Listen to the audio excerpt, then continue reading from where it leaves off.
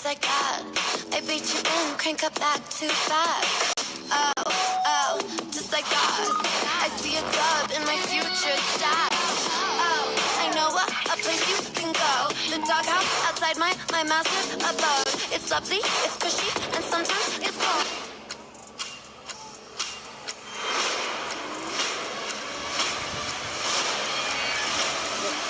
Two, one.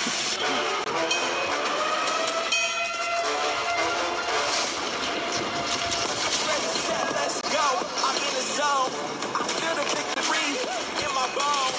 I'm chasing down the wind, gotta get the throne. I know one thing. I'm in the zone. I'm in the zone. I'm in the zone. I'm in the zone. I'm in the zone.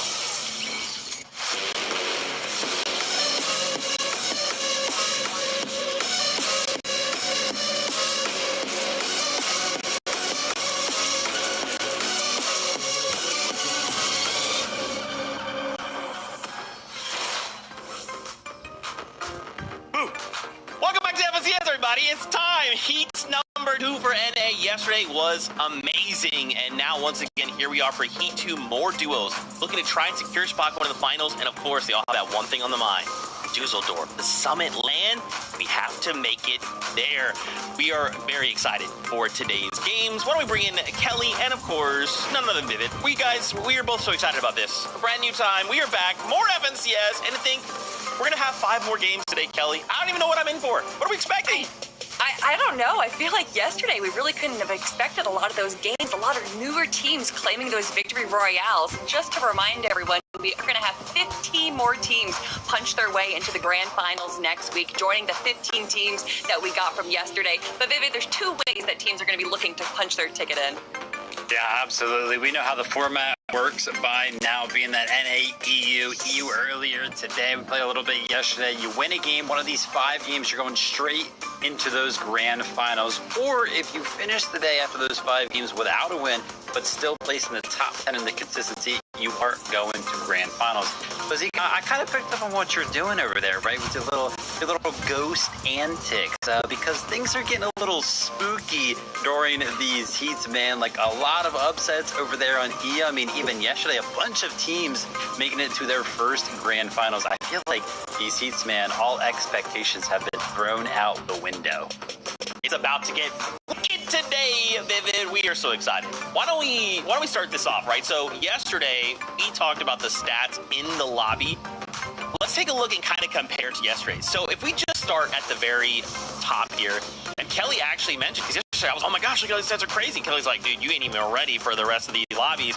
Yesterday's FNCS finals appearances, 239. Kelly, we're at 308 in this lobby. Yeah, to have that many more, and to look at the FNCS titles as well, 18 titles compared to the 6 that we had from Heat number 1, just showcases how top-heavy Heat is. And I mean, Vivid, between this Heat and Heat number 3, we just have some big competitors today and tomorrow. I think statistically, too, it works its way out to be the quote-unquote most stacked heat, if you do take a look at those stats that we're looking at right there. But, I mean, for me specifically, 7 FNCS winners in a single lobby. I was kind of looking at the lobby list that we're going to be running through today, and I was like, man, I feel like at the end of the day, this leaderboard is going to look like one straight out of Grand. That's how many top-tier teams we have here today. Ooh, we're going to be getting into that in just a moment. First, why don't we introduce you guys to the casters? You know them, you love them. It's MDF and TR. Yeah, things are only ramping up here. Yesterday was just the start. Now the lobby rosters, Jacob, are really starting to get interesting. Yeah, and if yesterday was a teaser of what we might see today, we saw numerous teams that the community would look at as the superstars of this heat fail to actually get a win. Yes, they qualified because of that consistency, but when you look at today, there are so many names that you think would get a win. There are so many names you would think consistency. With 15 spots, I'm even at a loss here. And what I'm looking forward to is just seeing how Veno's going to do. Acorn. I mean, we got Cold and Rapid, right? The return of some of the greats, the introduction of some of the new. This is going to be really interesting as Heat 2 now starts to turn on the pedal here, right? So for us, Jacob, I mean, early predictions. Yesterday was fun.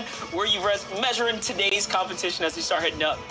I think this one's going to be tough. I don't think you can run away from that win. You got to take these opportunities as they come. My eyes are going to be locked on Veno and Curve. Not so much for Veno, it's more so for Curve. This is one of his biggest moments, a chance to shine with one of the greatest players in the history of the game coming on over to NA, and I think it's his time to prove why he's in the position he's in.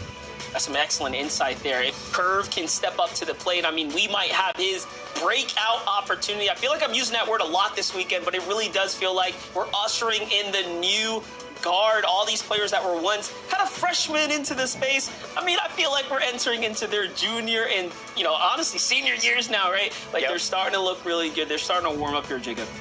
Yeah, with only 15 spots, though, yesterday showed us these games will fly by. But that's going to do it for myself and Monster for now. Zeke, Kelly, and Vivid got so much more to break down before we get in the games. My 2026 bingo card did not have MDF doing the 6-7 on broadcast. Here we are. Let's kick things off. So we kind of talked, we're kind of hinting at it, and honestly, MDF already kind of spoiled it. There's a lot of big names up in this lobby. So guys, who do we think could walk away with one of the 5 VRs that would auto-qualify us to next week's finals? We have put together a little graphic. So Kelly, why don't you kick us off? Who do you think could win game 1? Okay, so this actually might have been harder than predicting who's going to win the FNCS Grand Finals. We were trying to predict who do we think is going to take the first victory royale of the day. And I think between these top 3 names, we've switched between them over and over again. And I swear, every time I would finally be like, okay, it's this team that's going to be in first place, we would watch, Cold and Rapid get that insane solo clutch or something from a scrim happen, and I would have to switch names up. But ultimately, Vivid, we did end up going with Acorn and Bolts. And when you look at the history, when you look at the IGL ability of Acorn, I don't think it's too difficult to see why we picked them in first place. Yeah, I think that's kind of like the topic of the season so far, right? A lot of new faces are kind of entering the scene, these heats. Everything's kind of switching up. Expectations, like I already said, have been thrown out the window. But I feel like if there's just one vet you could really just, place your money on, it's got to be Acorn. He just makes it happen time and time again. And that experience is exactly why we always talk about it. I mean, if you take a look at the last 2 years of online FNCSs, Acorn has not placed outside of top 5. I mean, if you go back a couple of years, 1st, 5th, 3rd, and then just last year as well, 1st, 5th, 2nd. I mean, the guy just breeds these incredible placements out of these online FNCSs, and that's why me and Kelly went ahead and agreed. It's like, hey, listen, Acorn and Bolts, they're going to win one of these games. Wouldn't be surprised if it was game 1. And a part of the reason, I think, is due to the ingenuity that we see from Acorn. That play right there that he loves to do, which I think we're probably going to see again today, is where he likes to stay in the back end of zone, usually waiting for around zone 11 to go for that height steal. He'll play quietly, and you can actually see they made a little bit of a misplay here. But once again, Acorn's IGLing. He immediately drops down, goes on the reserve, and is able to rejoin with Bolts and still claim the victory royale. To literally have a plan in mind, have it go wrong, and then still somehow be able to recover and get the win is why Acorn and Bolts stands above the rest. I am excited. I mean, Acorn and Bolts, they are top tier competitors, right? Yeah, maybe we could see them win game 1. Maybe they may not. Just play it through consistency. I don't know. I guess we'll have to wait, kind of see how this all plays out.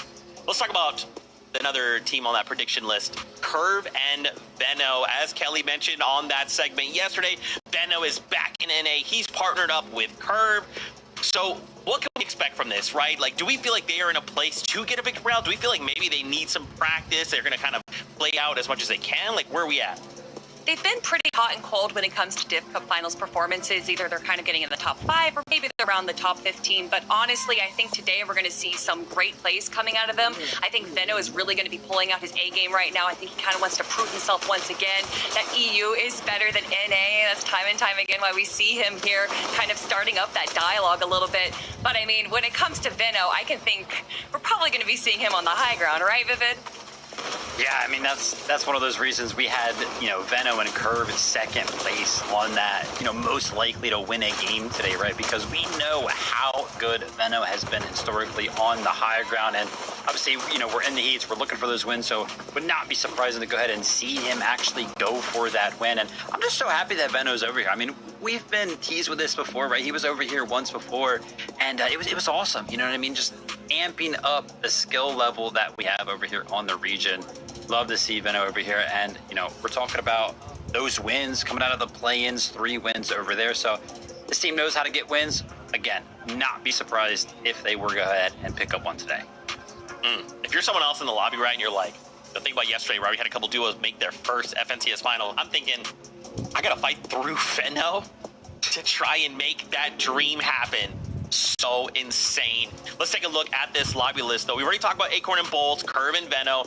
What about Cold and Rapid? I mean, hit me with this. I mean, dude, Cold, such a legend in the scene, right? And Rapid, played a big part in the big shifting around of duos. But now we have this super strong, dominant force, right? So I feel like this is an easy no-brainer, Kelly. They're either going to get a VR or they're going to make it through consistency. I mean, when you say dominant, I have to look at their most recent accolades. I mean, Cold is going off of back-to-back wins from Major 2 and 3 last year. And then Cold and Rapid won the very first Reload Elite Series back in February. So obviously, they have nothing to prove to anyone. They already have so much on their belt as a duo and as individual players. But then to just see them, as soon as Cold locks in, he just looks like an absolutely different player, playing in a different universe from everyone else. And then to be joined by Rapid, and I mentioned it yesterday, but once again, I am so happy that he's finally getting the attention he deserves, Vivid. I'm happy you kind of brought up the point, Cold, he's just like one of the best players in the world, if not the best player in the world, when he locks in. And when he locks in, it's always the same time year to year. It is around FNCS, and guys, look at the clock. What time is it? It is FNCS time. We know Cold is going to bring the heat, and actually he showed us a little bit about that in the play-ins. We talked yesterday, we were like, hey, the duo with the most eliminations, Shadow and Virgo.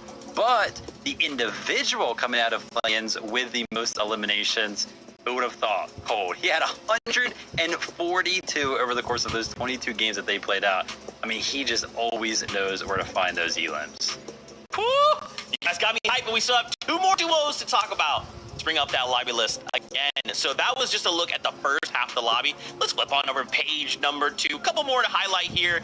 I don't know. I'm going to pick someone random, I guess. What about Muzz and Sphinx? Muzz, the GOAT. We are Muzz stands on this broadcast. And Sphinx, we've interviewed him several times. This duo, I just love seeing them. Their energy is high. The way they play is awesome. Like, we have to see these guys in finals, right? So I feel like a victory out, or even just if we stick to the consistency side, they should make it through. Yeah, I definitely think, if you look at their stats, they cut second out of the play-ins. They actually had the best damage ratio out of this heat. And when we think that there's, Cold in this heat, that is insanely impressive. They also won a Div Cup last season. So when it comes to winning and to making sure that they have that win condition in mind, they obviously have proven themselves that they're going to be able to bring that to the table today. With it being heats, though, it always just kind of throws a little bit of a curveball. You can never fully predict what is going to be happening. So when it comes to Muzz and Sphinx, I think they actually kind of do better in set lobbies. They're really good at reading their opponents, but with this being a heat, you don't necessarily know which opponents are going to be kind of rotating into you. So I think for Muzz and Sphinx, if we're not going to see a victory royale out of them, I would not be surprised to see them first place out of placements. Yeah, they're obviously going to do well. We were kind of talking about how Veno made the move over here to NA. Muzz is kind of the pioneer for that strategy. It's not moved since, so we know that he has the experience. And speaking about experience, speaking about consistency, this is actually one of the only few teams, it feels like, on NA that actually stuck together, or at least were teammates last year in a trio and are now kind of remaining as a duo coming into this year. So they have the experience playing together. They have the experience in the game. They're going to do well today. Okay, I like it. One last duo to talk about. Why don't we bring up that lobby list, and why don't we talk about Kelly's favorite? It's Cooper. Look, guys, Reed's the controller god, paired up with Cooper, already a global champion, right? They have so much experience between them, and now seeing them compete here today, it's kind of a similar situation. I can see why, just looking at some of these names, I definitely see them getting a victory out or making it through consistency. Yeah, Yeah, 100% between Reet and Cooper. I can see them getting a solo clutch victory royale if it comes down to that as well. But I love between this team, though, is that they've actually played together back in Chapter 6, competing in Major 2 as well as Major 3, and actually going to the Global Championships together. So they already have that synergy. They know how to communicate together. And when it comes to kind of play style, I think that Reet and Cooper honestly complement each other really well. Yeah, one of the things that I love about Cooper is, his willingness to go ahead and stream. Actually, both of these players, they love to stream, and that's why I learned a lot of my respect for Cooper, because listening to the comms and how well he communicates, not only like what he wants to do, but what he has seen to his teammates is what makes him such a good player. So we got Cooper, Brady IGL, super smart player, paired up with King Peace himself. I can't wait to see what these guys do. Let's go, Fortnite fam. It is that time. 5 games. Remember, we either want the Victory Royale, and that's it. We're good till next weekend, or we need to end in the top 10, which is basically the top 15 in consistency. With that being said, casters, let's get the competition started. Over to you. I have never been more ready for a day of FNCS Heats. Yesterday, with just a little taste of what we got going on this weekend and next into the grand finals. Monster, we got 5 games, 15 spots up for grabs. This one is going to be a doozy. That's right, and you saw the stats at the jump of the show. We are looking at a much more competitive lobby. We all saw the roster yesterday. It was like, all right, we got a couple names we recognize here, a lot of new blood, looking to make their way to finals. Today, though, the big boys are starting to show up. Folks that have had multiple FNCS titles on the same lobby, taken to the same world. This is what I would feel like more of a sample of what's to come. So expectations are really high, and we're painting this picture, especially the pressure feels like it's on for Veno and Curve. They are a team I want to absolutely keep an eye out on from their early journey to the end game, Jacob. I know it's going to get interesting. Yeah, and you don't have to wait long to see the interest. Game 1 is ready. Let's jump right into it. Gotta love that battle bus sound. Heat 2, game number 1 is here, and the FNCS continues on. Let's see what's in store for us. Jacob, the hype is real, right? This is a lobby that, again, we have all been looking forward to. Where are our big boys gonna land up today? How good can they perform? How are these new teams gonna start looking to shape up, right? What's that dynamic looking like as we start leaning straight into Veno and Curve? Veno's somewhat of a perfectionist when it comes down to his landing drop. We've seen him do it some of the best, and as we start to highlight that, of course, he's got something up his sleeve. An excellent double knock, and before they can touch the ground, Veno finds a 2-piece. Already things are switching up, because remember, we were looking at the drop map where like Curve and Veno, they're contested by Boyd and Alfonso. We see already there's no contested fight. Veno gets the freedom. Danny Fishy and his duo goes down. Veno actually inadvertently helping the south side of Battlewood Boulevard. Electro and Oak, they thought they were going to be contested. Well, not this game. That's crazy. And you can't fake that level of accuracy, that level of talent, right? Again, if you're counting them out, think again, fellas, but all right, let's settle down. It's just game. It's just Heats, right? My gosh, we're off to quite the start here. A couple contested players, as we all know it here, sharing the drop down on the eastern side, but let's get back to Jaeger and crew here. This is of course, the Frigid Fortress. Yesterday, we highlighted this drop as one of the, I'd say the most contested, but for good reason, right? You have that natural elevation and plenty of loot here to spare. Yeah, that's the only unfortunate thing is you don't get a ton of metal. You actually have to rotate away from the POI. And then because it is so contested, even if you actually get the Frigid Fortress uncontested, you have to worry about everybody else around you, especially if the zone does pull towards the south. As we go on over to Reed and Cooper, north side of the map, uncontested as well. And the interesting thing about this spot over here is Reed and Cooper have the luxury of staying here as long as they want. You already see Reed flying in the sky because there's a launch pad over on this side of the map, but Monster, it's not a regular launch pad. I call this one the long pad because on this side of the map, it actually takes you further and farther. And if you combine that with the Flowberry Fizz, you can see why Reed and Cooper have no worries in the early game. Have somewhat of a super launch pad. You know, Reed's no stranger playing outskirt maps. You look back to his previous chapter drop, so this is really interesting how the dynamic changes now that you have again, this super launch pad here to play off of as well, so that's going to go ahead and play into their favor. A little bit of a standoff here between JV, Smiley, and the opponents, but nothing serious breaking out just yet at the Wonky Land. Yesterday we saw plenty of tactics coming out here from course, the likes of Ritual. This time, though, yeah, they seem to just be holding down this vending machine and really content, more or less, with hanging out for now. Yeah, and honestly, with Sharkantini on EU, with Max and his duo yesterday in Heat 1, even though we're used to seeing Wonky Land uncontested, I think it's proven you can kind of get away with splitting that drop spot and still having a good performance. You just know, just like everybody else, you don't want to be contested right out of the gates. Soneto, Kazis, you see the early game fights. They're easily able to wrap those ones up at the edge of the map as well, so they know the chances of getting third-partied are slim to none this early. A nice little highlight for them there, picking up those quick sets of eliminations. Jumping back with Kira. Bubba now is on the rotate, just going on the outskirts here. Yeah. Playing relatively passively right now.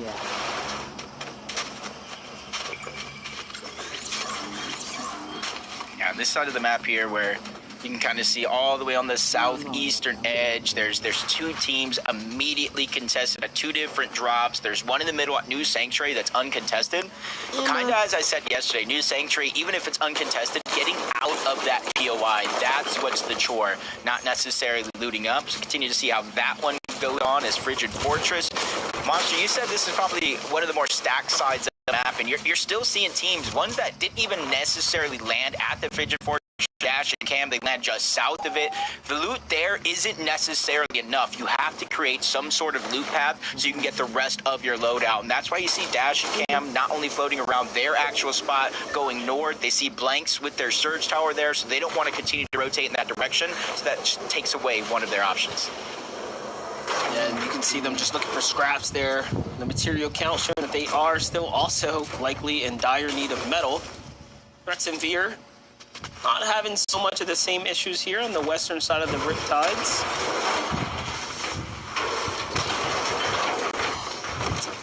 And this is what, you know, Threats and Veer, when we're talking about a team like Threats, when it comes from Surge, watching him all last year in trios, he was the main guy on his trios collecting that Surge. And you kind of look at their stats and their performances now, as a team, they do have a high damage ratio, but it's Veer that's actually taking the role, getting a lot of their Surge. He had a 2.16 damage ratio, while Threats had a 1.64, I do believe. So they're both up there in damage, but you can see a lot of these duos really defining their roles when it comes to getting Surge versus getting a lot of the missing loadout spots and the resources that you need. And Threats is for sure underrated when it comes to that, but look at this, Kaz and Soneto using that Overjoy Shock to go and rotate out. They already picked themselves up in elimination here, so pretty much content with the overall damage that they've done, and they're trying to get to the side of the zone here to likely just pressure other teams out. Meanwhile, you have Salt in enough here, likely getting cut off, so it might just be a clash happening as we start talking about that. Veno, of course, up to no good here, sneaking in,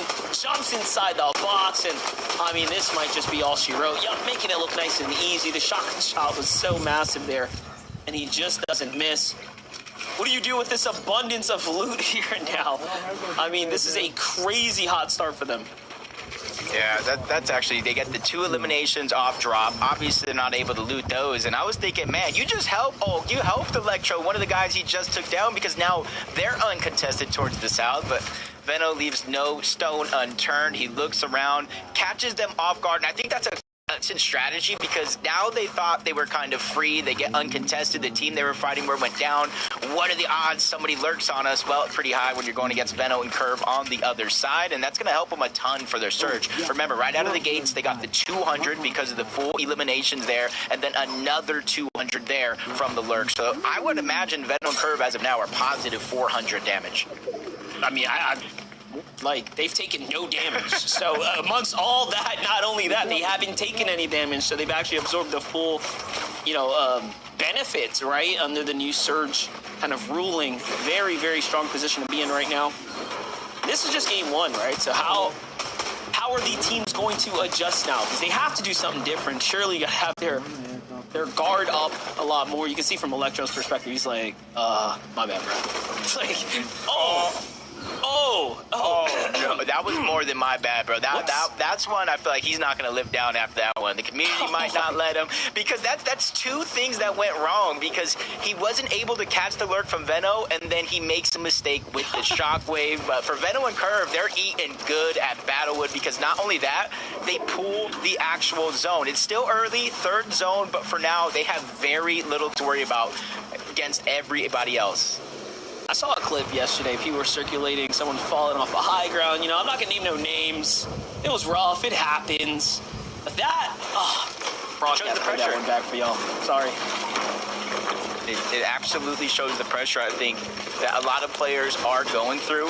And I think as the day does go on, a lot of those mistakes will kind of cease to exist. They'll kind of tighten up. But until then, that's what you kind of see. But you see, I was talking about Threat Spear being great fighters. Muzz got to be the most effective fighter in play-ins. 2.67 damage ratio. That's not a meme. That is just pure dominance coming out of Muzz. And him and Sphinx, they already have a Div Cup win under their belt this season as well, performing well in Reload Elite Series. So it thinks like their former teams, they got cursed, they broke up, they had to play together, but now it looks like a blessing more than anything else.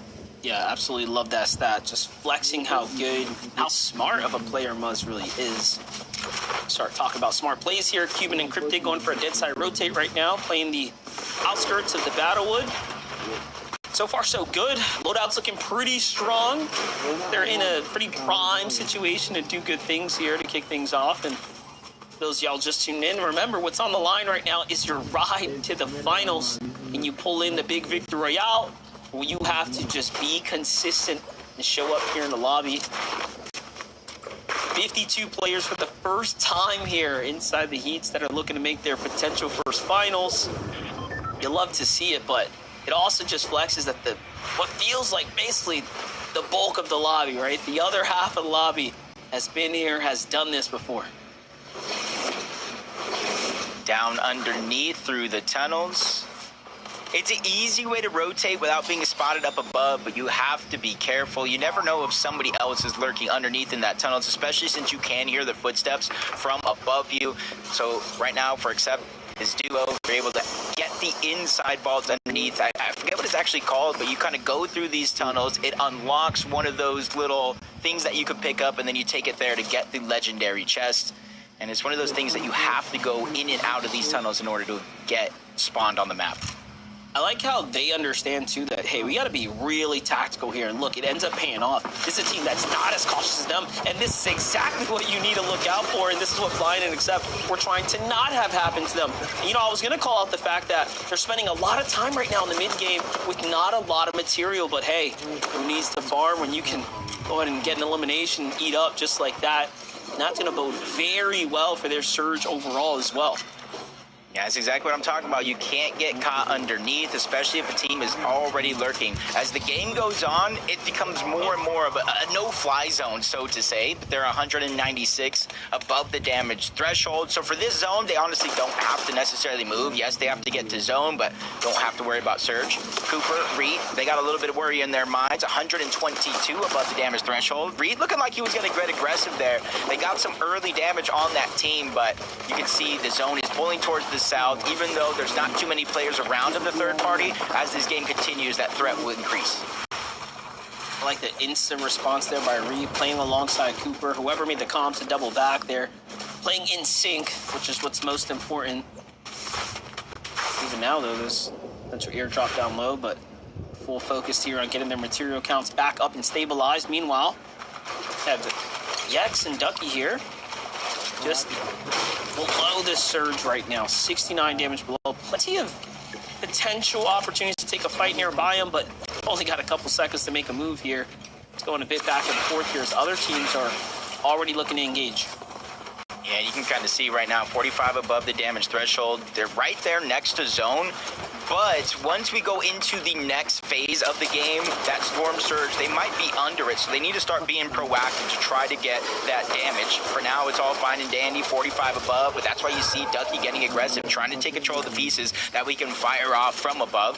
But since they're at the edge of zone, they can look back. They see so many other teams that also still have to make their rotation in. And with the Overdrive Shockwave Grenades being the primary mode of rotation, there's going to be so many chances for them to accumulate that damage. Gotta continue to be flexible here. Get the damage. Land of tags. Don't miss out on any opportunities. Starting to jump in with Hound. Someone we've seen time and time again. No stranger to these set lobbies right now. Looking very, very much solidified. 368 damage above the threshold. QT's aim. Meanwhile, Muzz and Sphinx a bit low on shields right now. They've gotten into a bit of a skirmish. However, they are positioned relatively finely on the overall damage here. Already turned the lobby back against Cube's duo there in the distance. Kind of seeing the south side of this zone becoming more and more stacked, maybe even the east side as well. That's where it was already open up, and it's opening up more so on the north and the western side. So if you're ready to take that risk, you could try to grab some open land where nobody's there. Unless you're going to be stuck here with Muzz and Sphinx to lease them. They got almost 400 damage above that threshold. One less word in the back of their mind, but 79 people still left alive. You said it yesterday, sometimes the game ones move a little bit slower than the rest of the day. Yeah, normally on NA especially, that's very, very relevant, right? Like, that's a relevant take. Today, it feels exactly like that. You know, this is what I expected out of Heat 1, given how many newer names were kind of showing up. Heat 1 was moving, I'd say, fairly fast for what it's worth in Game 1, but Heat 2, much different, much more traditional pacing here. This is not looking too hot right now for Rhea and Cooper, though, who are under the surge right now. A couple tags there are going to buy them a little bit of relief. This is going to be a critical opportunity now to find some tags to get just a few to stay in the game here. And even just these couple seconds, like even those couple seconds is super important. Look at this.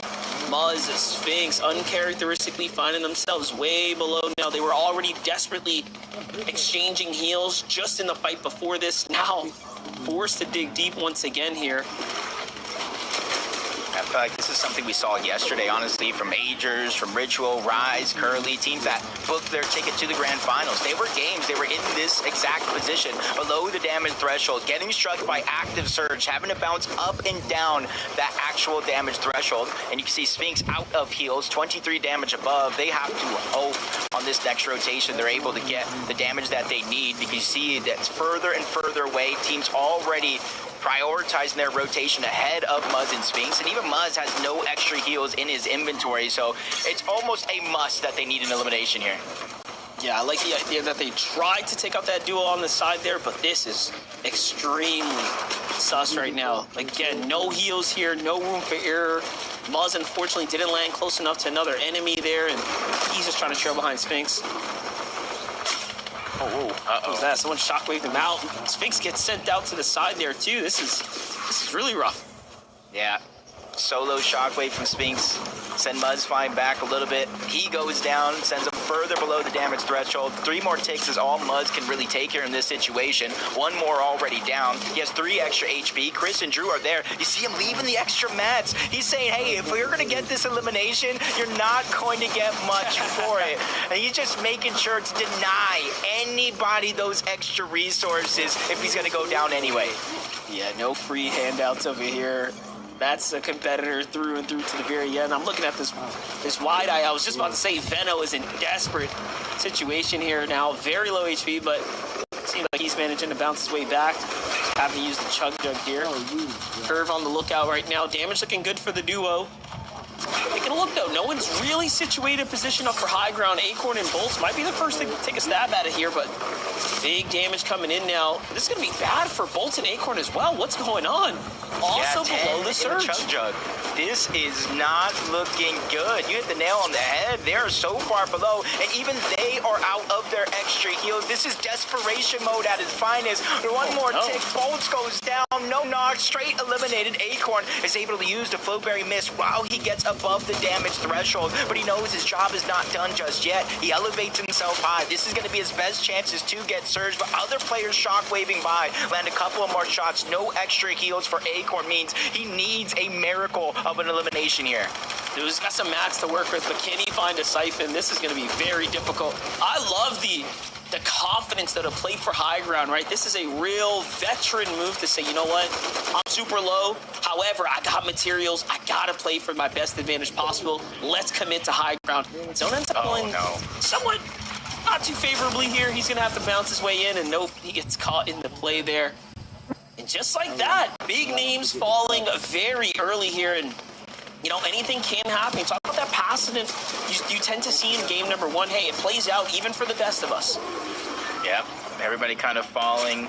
2 Storm Surges getting dropped down, even Eulogy's down here. He's hoping to out-heal it. He does have the Fizz Med Grenade, so that way he can drop it down. That's at least 100 more shield, but he's so far below that damage threshold, he either has to make a huge risk trying to get into a box or hope to survive it with the heals that he has, and he's choosing the latter. Even Cold on the other half, along with Rapid, having some trouble with Storm Surge. They finally get ahead, but is it too late? Because now Cold is stuck on the outside of the zone, separated from Rapid, trying to find his way back. If no elimination so far, they need to start putting the pedal to the metal, or this opportunity will escape their grasp.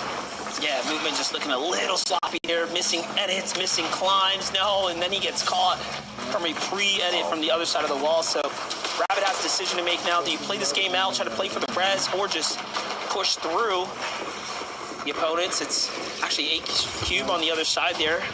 Finding his little bit of piece control here. Cold has to drop what little bit of heals that he can, but the zone bounces back. Okay, this is actually favorable. Rapid just has to clutch up right now.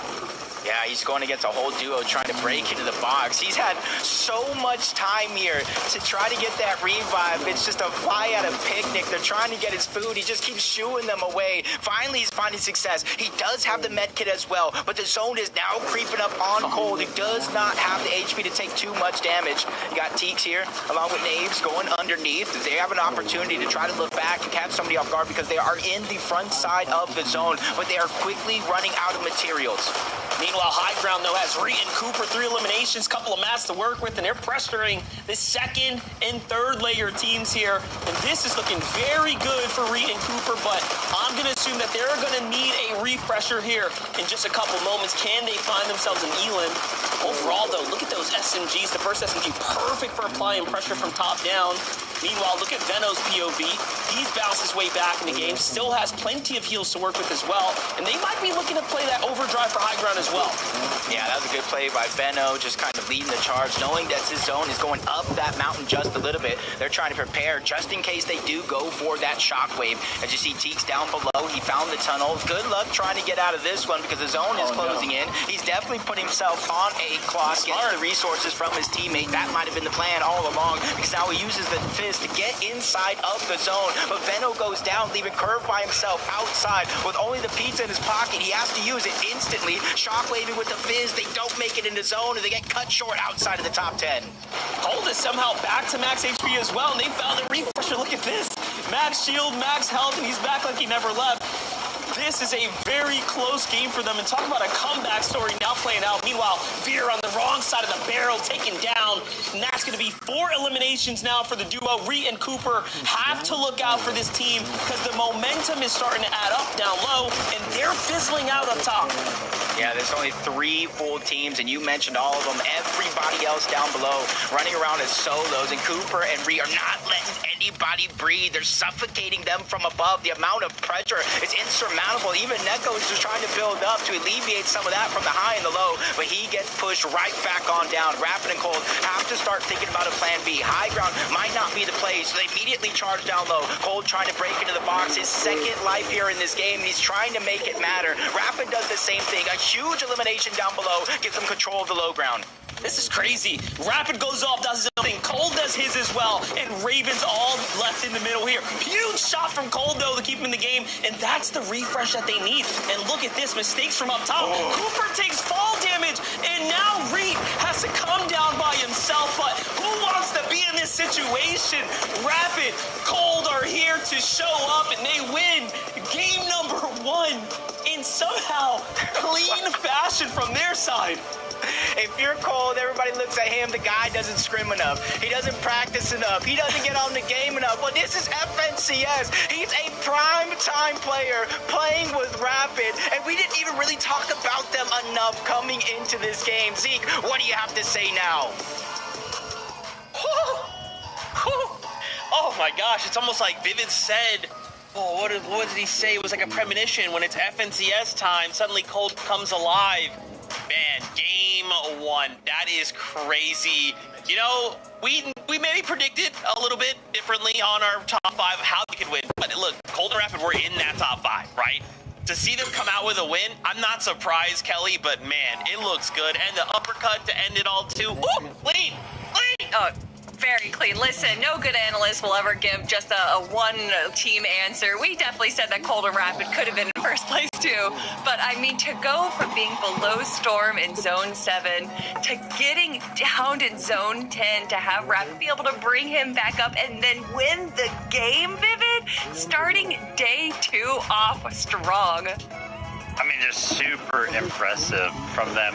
I mean, obviously, you know, we could kind of boil things down to that 2v2 that kind of happened at the end there and put question marks around how they actually went ahead and picked that win up there. But really, yeah, the highlight is just the recovery for them as a duo. I mean, they got a little bit blessed when the Storm did go their way and Cold was knocked and Rapid did need to go ahead and find that res. But after that, it was just clinical, right? They just stuck together. They claimed out some space that they could work with. They picked up the eliminations, and it was like every single time they found themselves on like 0 to 5 more builds, they just found their refresh, right? The timing was perfect. They used exactly what they needed to in the situations, and they just clutched up. And I love MDF kind of talked about it at one point too.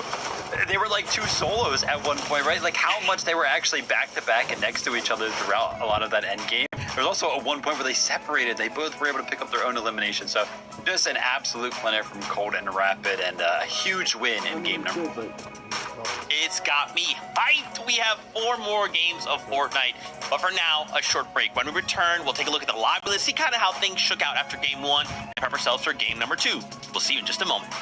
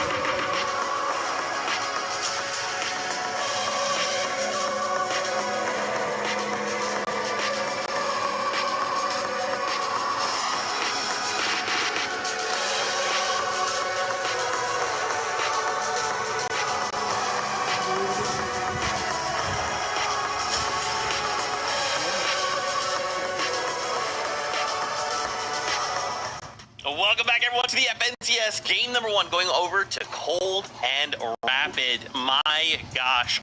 What an incredible start to Heat number 2. We do have 4 more games to go, but let's talk about what happened in this last game. We, of course, we'll take a look at our live list in just a moment and kind of talk about some of the duels we saw perform here. I think it's like we should probably talk about Reed Cooper. Fortnite tournament some crazy stuff going. Those like a lot of follow steady social players media, playing, maybe and you'll then see some talking crazy things about happening.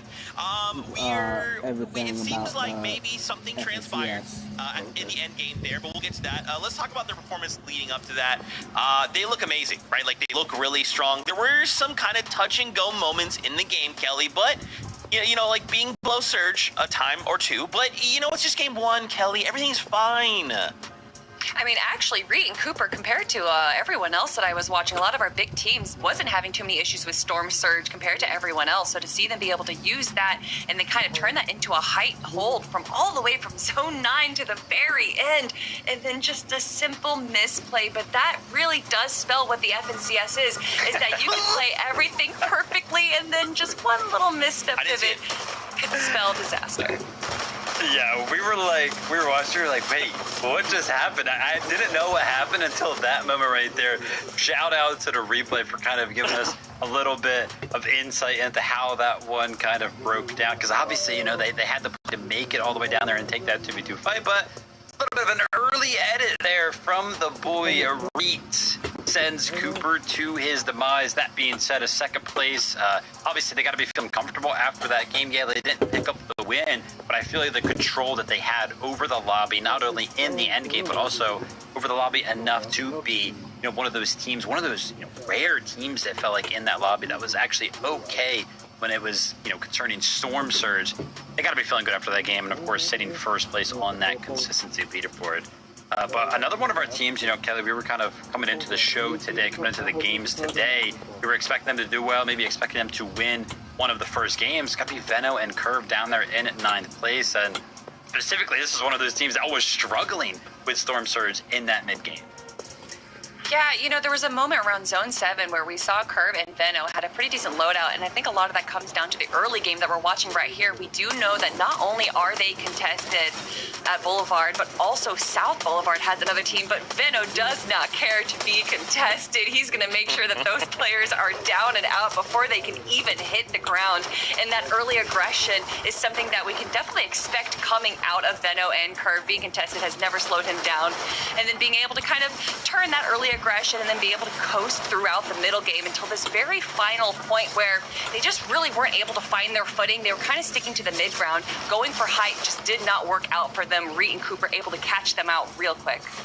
Yeah, I mean, tough break for the duo there. That they had the play, right? We've seen that exact play made so many times before by different teams, even by them themselves. But hey, shout out to Reed and Cooper right there for fighting that one off and being well aware of that possibility. They kind of deserve to hold height after being that well aware of something like that.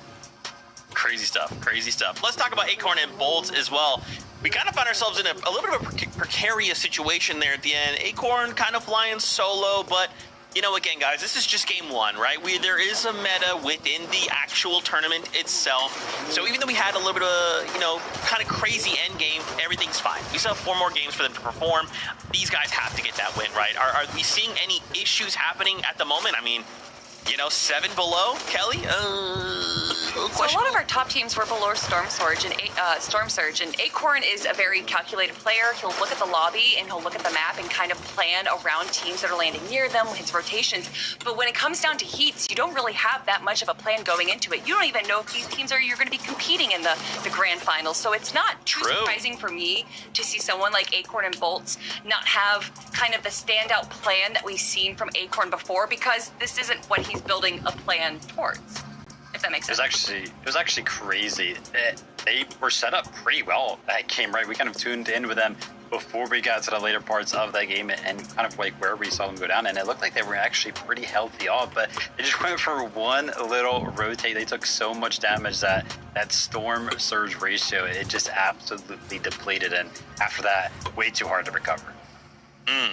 So yeah, I mean, guys, let's talk about this for a moment. Storm Surge is kind of a bit of an issue right now. Why do we feel like that is? I love that Kelly kind of calls out that a lot of these players are thinking about finals, right? This is a little bit of a different situation being in heats, because you're right, Kelly. Sometimes you think, dude, I'm already planning for this other duo I'm gonna have to fight, but now I've got this other piece kind of in the way. Like, how can we fix this going into game 2?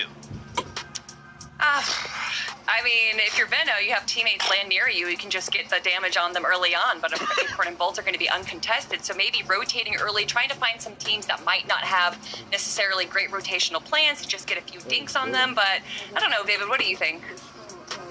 Just gotta do better. Not get hit at all while you're on those rotates, man. I don't know. It's really tough to kind of figure out this Storm Surge. Right. That being said, this is the first time in an FNCS that we've actually seen this Storm Surge. So there is going to be a little bit of an adjustment period for some of our players. But yeah, I mean, classic. Just do better. Just do better. There we go. Listen, everything's fine. No one freak out. That was just game 1. It is time for game number 2. Let's see how some of our players bounce back and prepare themselves. So, casters, take it away. Thank you, Zeke. And yeah, I couldn't agree more. I mean, this is a very new setting, right? We talked about the lobby difficulty jumping up here, Jacob, and it seems like we're watching that play out in real time now. Yeah, and there's like a little bit of a point, like threshold you're aiming for. 145 yesterday was the point threshold for heat number 1. It may not be exact today, but at least you have a little bit of a goal. And when you're looking at the teams, Reed, Cooper, even though they didn't win the game, they're halfway there. So mistakes may happen, but with 4 other games left, there's plenty of time for them and everybody else to kind of fix these mistakes and get on to the next one, because game 2 is ready. So let's just keep the ball rolling.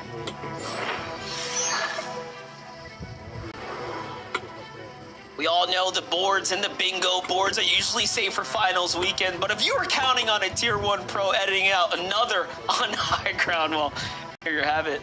You are reading into the future. Fun stuff happening here. This is just the start of things. Game number 2 now cooking up. And even in the last round, right, that game 1, starting off so exciting with Veno sniping someone straight out the sky, picking up a full duo fresh. So this is what we like to see. Plenty of just interactions that you can never really prepare for. I'm just sitting laughing to myself right now, because as you guys know, you win a game, you're on to the finals. You don't have to play anymore. Cold and Rapid may have had 1 team contesting here, at most. They're out of the lobby. Now we have 4 teams at Dark Dominion say, hey, they're gone, they won, maybe I can mimic that success. Well, let's see who lives to tell the tale at Dark Dominion, because that's going to be a hard one, not only to survive, but to get any loot out of as we jump on North Wonky Land, a contested fight we saw yesterday and today. This time it has a buff loot aspect, a higher chance to get those rare chests, more gold. So again, we talked about it last game and we talked about it yesterday. It might be a POI you can split. It definitely should be one here. Yeah, definitely. When you have that extra loot, chances, of course, to go ahead and fall there. Just to talk about the Dark Dominion a little bit more, yeah, that's crazy. 4 teams trying to adjust their strategy. You know, looking at the Heat 2 drop map, when you start looking in general, okay, who's contesting who, there are a lot of, like, newer teams, if you will, like first-time maybe Heats or first-time potential finalist teams contesting one another, all on the outskirts. I don't blame them for making that move, but in some other ways, you just got to stick to your guns, you know? So we'll see who made the wrong decision this go around. Jump back, though, with Zonda's fight here. This is carrying on. You have Zen and Terratron, who have the high ground right now. Looking good. They put a little bit of pressure down, a couple shots, then he back off. Zen not too happy with his loot situation there, and you know, again, you want to do damage and not take damage, right? So sometimes just getting a couple tags is the best you can ask. Yeah, some success. It's just the little wins along the way, along the journey. Back on over to Wonky Land, though, I would say, hey, maybe you can split it, but it's just a matter if you want to actually try to split it. Cyclops, Bluish, it might seem like they got the better end of the deal when it comes to the overall loot. Full HP as well, and they're pressuring them down below. JB's getting pushed further and further down. Smiley tries to go up and make a play. Trades a shot between him and Bluish. So again, evenly matched when it comes to overall HP up until then. JB lands a big shot onto Bluish, but the Fizz Med grenade is already down. So instantly he's starting to regenerate that shield. I like Cyclops' situation here, but like we talked about, already wasting some important heals. They just go all in. Cyclops finds the bigger tag there, but Smiley gets traded out in the exchange. So this is a 1-for-1. But no, Bluish actually barely holds on there. You can see they don't have extra heals, right, to bounce back. So they can't make a mistake now. Especially with the Chaos Reloader. Both of them are just one pump away from going down, but it jumps out.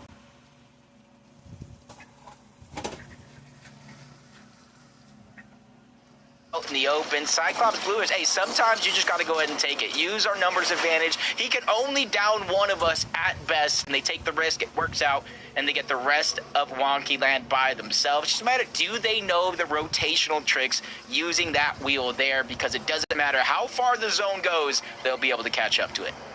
Yeah, I'm just thinking like he could have chosen the other team, right? Unfortunately, who had like 10 HP total effective. But all good. They win the Wonky Land. They should be set up for success. Meanwhile, in the feed, while that fight was happening here, yeah, you saw Venno find his elimination here at the Battlewood Boulevard. They rotate in. They make quick work of that duo. And then another as we kind of blink away, coming straight south here. So, all played for them. That's literally everybody that landed at Battlewood. They did it last game, and they did it again here in back-to-back games. They want Battlewood to themselves. Like, how much loot can you possibly take with you? But with the zone kind of moving up, you know they're going to probably try to go to the north side of Battlewood Boulevard, set up on one of those mountains, unless the zone keeps pulling north, of course. But a hot start for Venno and Curve. And I got to give a shout-out to Mom and Pop Curve out there that probably has him up on the big screen. I love when parents support their kids and their dreams, and Curve has all the support in the world. That's awesome. Definitely want to see some screenshots up on the timeline here later. We'll see. But for G-Monster, Magma right now, hot in the mix here. Very healthy and somewhat dominating this engagement right now. He's got Aim and Hound on the run big time here. There goes the splashes. Some crucial heals coming out already.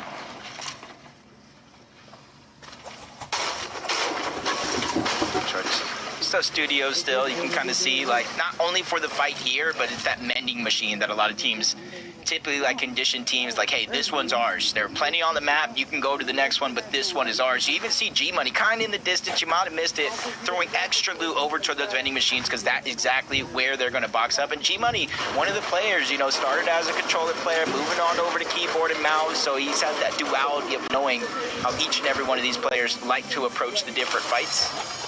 Stacks AOCOD here, center map, and this is where they got to be careful because you can kind of see it in the mini-map. I know they don't necessarily have the same luxury to get the information we do, but they're right there in the middle, and there are so many other teams lurking around on that terrain, the environmentals that are there, that they can lurk around to try to get an easy shot if they continue to go around them. Yeah, that was crazy. They were in like maximum danger, and you just have no idea. Just two duos. Well, it looked to be lurking each other at that point as well. Acorn, though, playing deep in the storm here. We saw this backfire on Blake yesterday as they caught storm sickness, trying to heal up at the end game.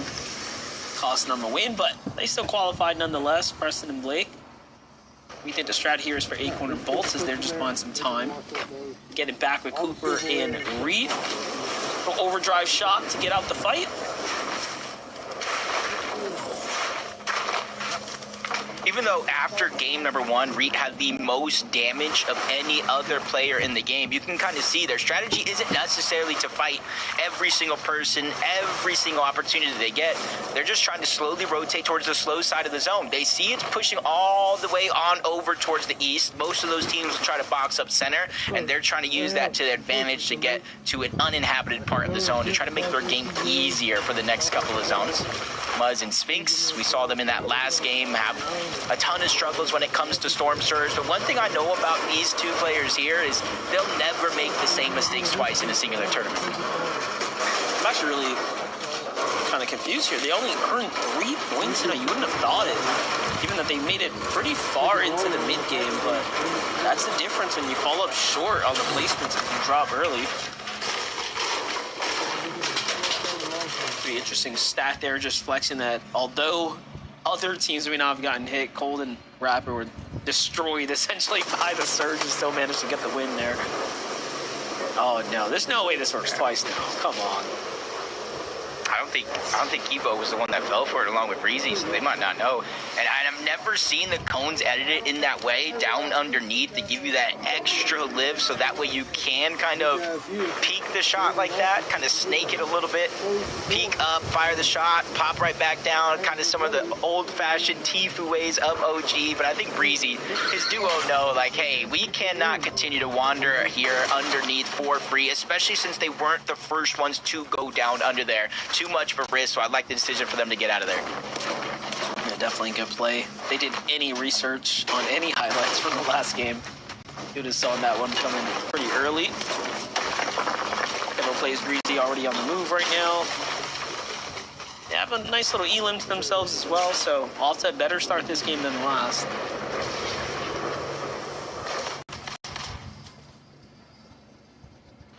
Just got to be careful rotating in the open. Even if you think it's safe, there's so many teams either set up in bushes, surge towers, or anywhere they can find inside of the zone. Raven, CDZs, honestly, impressive performance here out of Raven to clutch up a top 3 after that game 1. 67 points, or I believe it's actually 61. They were able to get 6 points due to the eliminations in this game. Honestly, keeping that consistency, and that's what you kind of want to do, because to think you're going to play every single game and every single moment perfect, I think would be almost crazy. So you have to build yourself a little bit of a gap, so that way when things don't go your way, it's easier for you to bounce back out of it, both in game and mentally. And having the confidence even there to kind of push for the airdrop, so gotta respect their comfortability right now, even given the Heat's lobby here. Reed Cooper. And back on down to the Sanctuary here. See plenty of teams on the high ground layers above them, but they're just comfortably farming their way through the valley here. Just quickly rotating down their drop spot is actually huge for Reed Cooper, because they're dodging, even though this is south where they're at, just towards the east, they're dodging this whole mid portions of the game where teams need surge, they need materials, they need resources, and sometimes the only way to get those is to break into boxes and get elimination. So they're doing a good job, especially since how north they actually started, that launch pad, dodging that one team along the way, and you see AIM and Hound. This is the second time we've seen them in a close quarters combat situation. They dodged the first one, they stay alive, they get elimination, and look at where they're set up inside of zone. There are so many dips and divots around this side of the map that when you have priority like this, you have to be feeling good. And they also have that launch pad as well, so they're going to be in prime situation. But look at this. This is how the fight breaks out. A lurk play, another massive lurk play. These NA teams just playing absolutely sneakily, and it's working out for the most part. We have Zello, Bob right now sitting above, talking about the lurks. Might be looking to set up another one here onto Steparuni. Yeah, they're just on a time limit right now. Instead of being able to kind of wait as long as you want until they make a mistake, they're 267 below the damage threshold. So when Storm Surge activates, they're going to have to break into one of the first boxes they see. Stiff trying to play it carefully, not break the full covers, but Zello goes in. Hefe's there trying to follow by his side, but neither one of them land the shots they need. In fact, it's actually the opposite. Hefe takes a huge amount of damage. He's able to trade out at least one of those knocks, but he's just trying to back up, stay alive. But even though they got the knock, they got the elimination, they just took over 150 damage, so they are still below the threshold. I was just going to say, while that's happening, look at this. Cube and Encrypted just sneak on up, hearing the fight breaking out. They know here, too, hey, we got that insta-elimination, so this team clearly was doing what they had to do. They probably don't want any more to do with that fight, but Hefe and Zello are probably going to need to keep fighting this. We saw there, I mean, they were barely above. Taking that little bit of damage in the exchange is not ideal, so we're not going to be safe for much longer. Meanwhile, we have Jace's duo kind of on the pressure here. Stacks and Crew just kind of positioned up down low. This Storm's going to start doing some significant damage here. Don't get a move on shortly.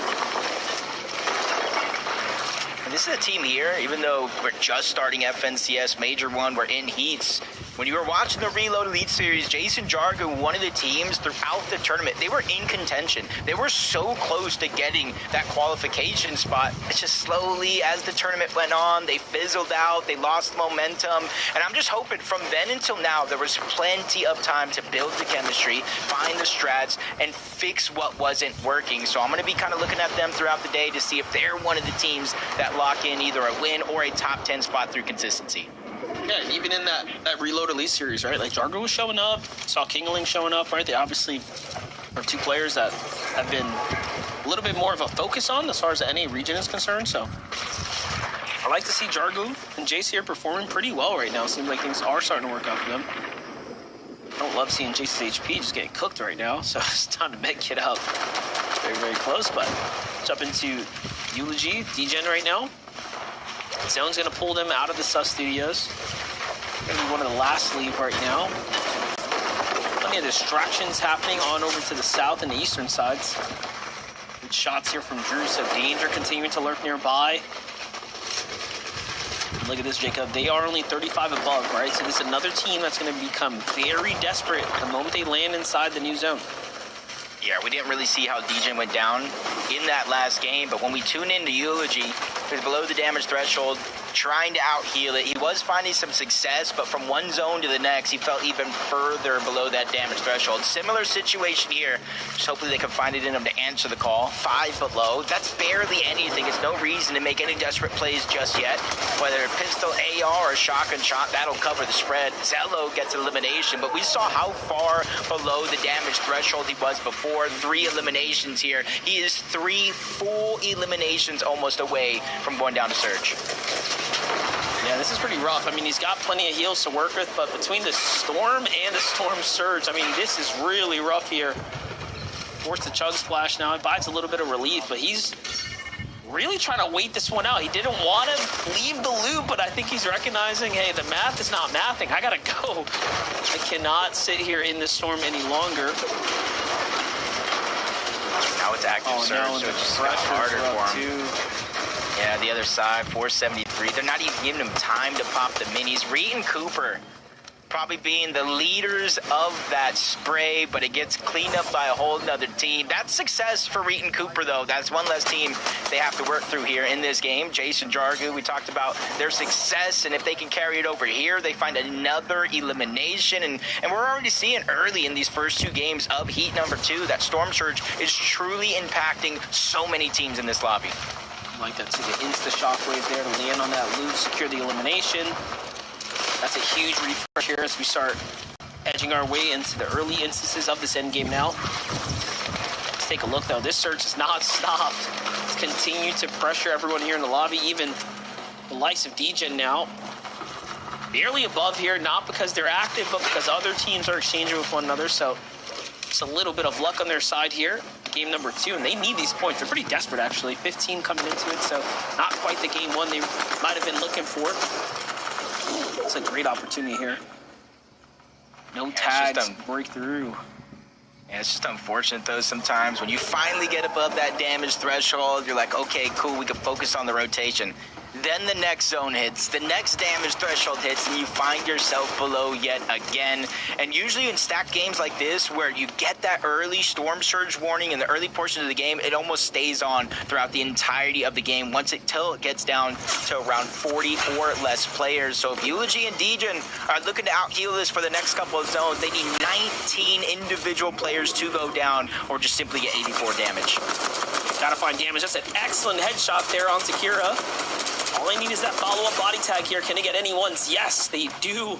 It's going to actually be elimination there as well. And then the follow-up here onto a more players shockwaving across. So just perfect opportunities here now, kind of opening themselves up. And it pays off. DJ and Eulogy still do have to make a rotate there. Comes to edit, shockwave. Sphinx and Muzz happens over here. Nice little refresh for them as well. Unfortunately, getting that elimination on Threats, no knock, which means Veer was already down. So Threats and Veer will be out of this game as Salt and Enough make the perfect rotation. That alone, that natural terrain is so high up, you don't necessarily need to build, but they build up even higher to try to negate any chances on this zone, at least, of getting shockwaved on. It is still rather early. 7th zone, moving into 8th. Plenty of time for that to get stolen away. As Acorn and Baltz, I saw him in the feed pick up an elimination. Glad to see how he actually got it. This is good. We're seeing the teams that were coming up short last game make adjustments and now performing well. Cooper and Reed coming up short for much different reasons, obviously, in that end game, but excellent consistency so far as they're inside this end game right now. Only 70 above, but the finish line is near. So almost the difference in their strategy here, focusing on rotation early on in this game to get to zone. Not a lot of opportunities to get the damage, but you're seeing what they're playing with here. Muzz, I don't even know how he's alive right now. A sliver of HP. Luckily for him, he does have the Chug Chug and Cooper leading the charge, or say Sphinx, trying to get to the other side, but high ground beams him down. Sphinx now left by himself, and he's 39 below. Active surge, and he drops even further, 200 below. He does have the big pots, he does have the Chug Chug, so he's not going to go out just yet. There is still time on his side, but the longer he takes, the further and further below that damage threshold he's going to fall. And you see, it's 41 players, though, in the game, right? So he's just got to get a little bit more active. Great tags here. Can he get a finish, though? That would have been excellent. Unfortunately, doesn't cover behind him. Gets tagged there in the rotate, too, and there it is. Things finally turn off. Still has a shield to work with, so at least the Siphon can put him in healthy position here if he can find one.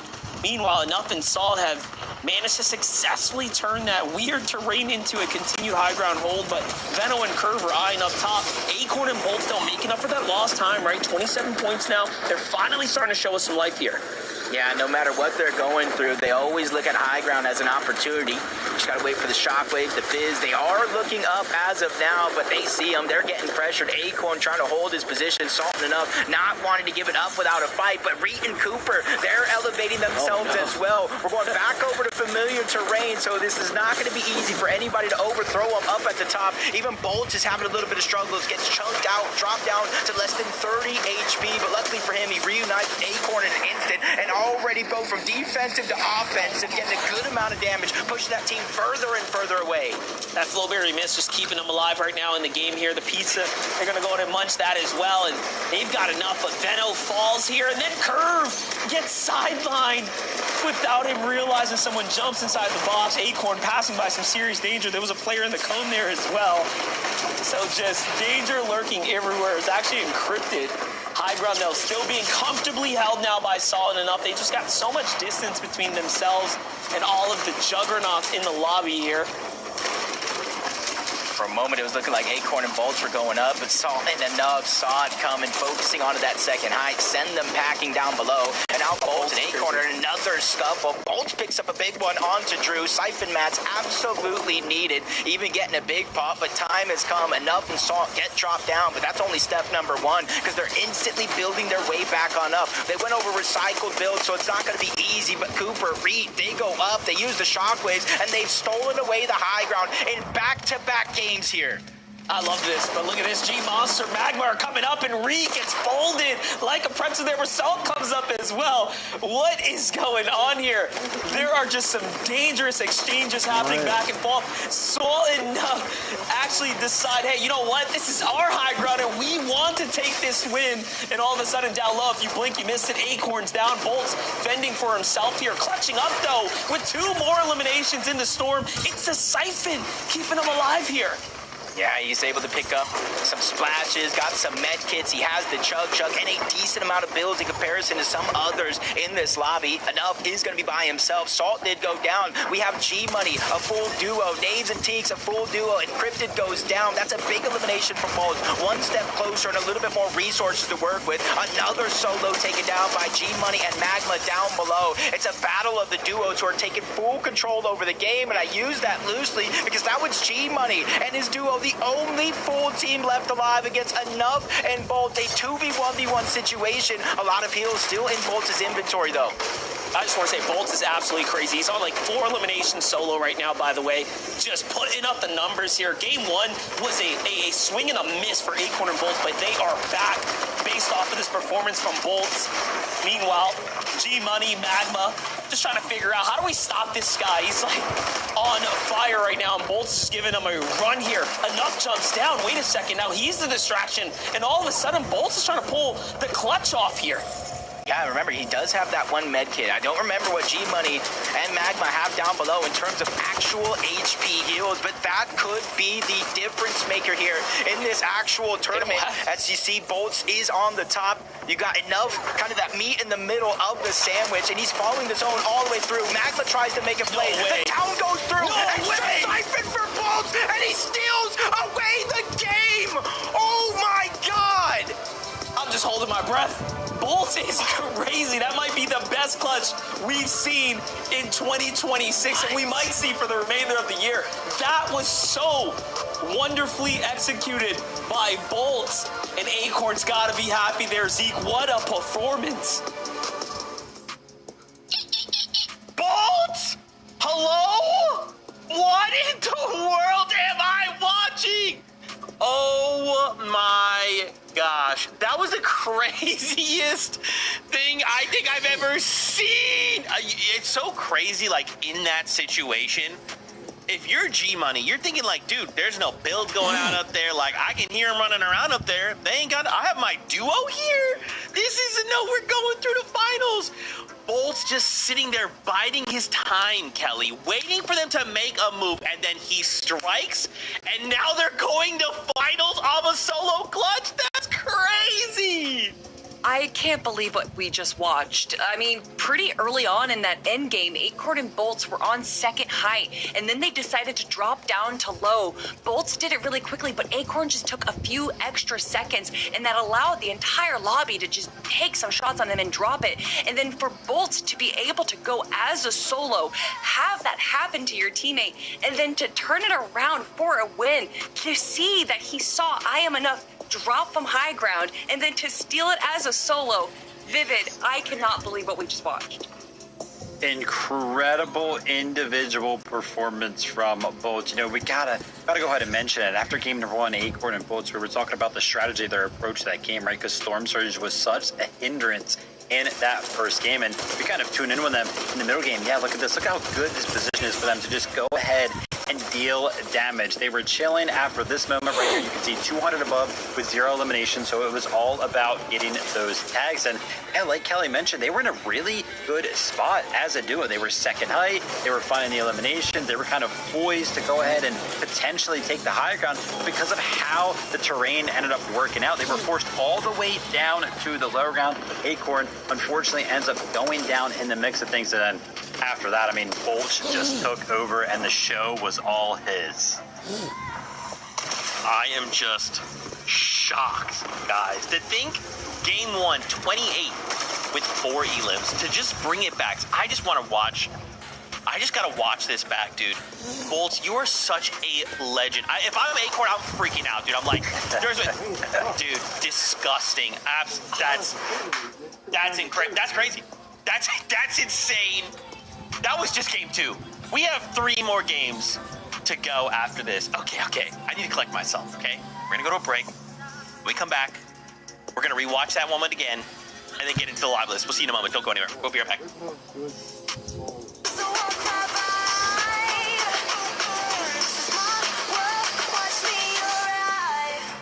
Watch me arrive.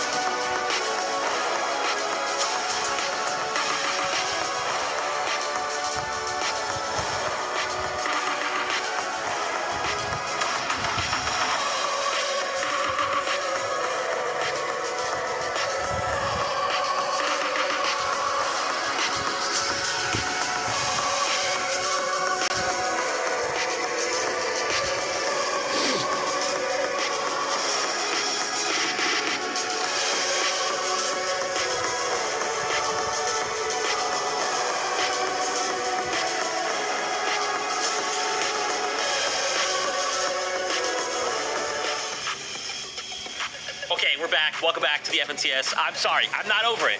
I'm not over it. I got to see that solo clutch from Bolts one more time. If you missed it, if you just tuned in, check out this moment. Okay, Acorn and Bolts, they're in game 2. They have not the greatest game 1.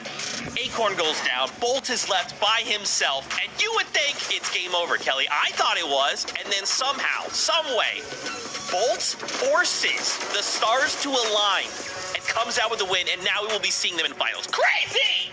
I like that you say that he forces the stars to align, because saying the stars align implies that he didn't have any control over the situation. Bolt was in control the entire time. Even when things looked like it wasn't going to go this way, you could tell that he was calm and collected. It wasn't freaking out, Vivid. So impressive. Yeah, just cool, calm, and collected. Played everything in the moment perfectly. Like, I couldn't have done that. It gave me like 10 tries at the exact same situation. Incredible stuff from Bolts. I'm interested to see how the leaderboard looks now that we've had some crazy couple of first games. Well, let's take a look together. If you're just tuning in, you're seeing 1,000 points. Don't freak out, Timmy. That just means they got a Victorial, so we won't be seeing them for the rest of the day, but we will be seeing them in our finals. We want to end the day in the top 10, which is basically the top 15. And let's take a look at 122 points right now. Lendon and Nave sitting in that number 1 spot. Kind of scares me a little bit, though, right, Kelly? If I'm looking in 5th place, Reed Cooper moving down a few placements. I'm a little scared. I'm a little worried, Kelly. I'm not worried. I'm not worried at all. Yeah, To you're right. already be in 3rd place for placement, considering that we, only have 3 more games to go. Even if they're continuing with what we have seen already, they are a shoo-in to at least get our top 10 through placements. But it is Cooper and it is Reed. You know that they don't want to go through placements. They want the win. And honestly, this game just looked so much better than what we saw from game number 1. Actually, they were doing good in game number 1 too. So I can't say it looked so much better. This just, once again, too many people up in the air. There's just so much chaos going, especially when you are on the high ground looking down below. You don't expect people to be flying above you. So I think for Reed and Cooper, this one can be excused. Yeah, I mean, hey, listen, found themselves on the higher ground again, but that one was short-lived. You can see that they kind of stole the higher ground away, but before they even had a moment's notice to go ahead and relax and kind of connect to some old builds, there was already another team flying and contesting up there. So just maybe, caught by surprise there, which is surprising for a duo like Reed and Cooper, but I mean, consistently finding themselves up on the high ground and in healthy positions. They're looking good. That leaderboard is looking crazy, right?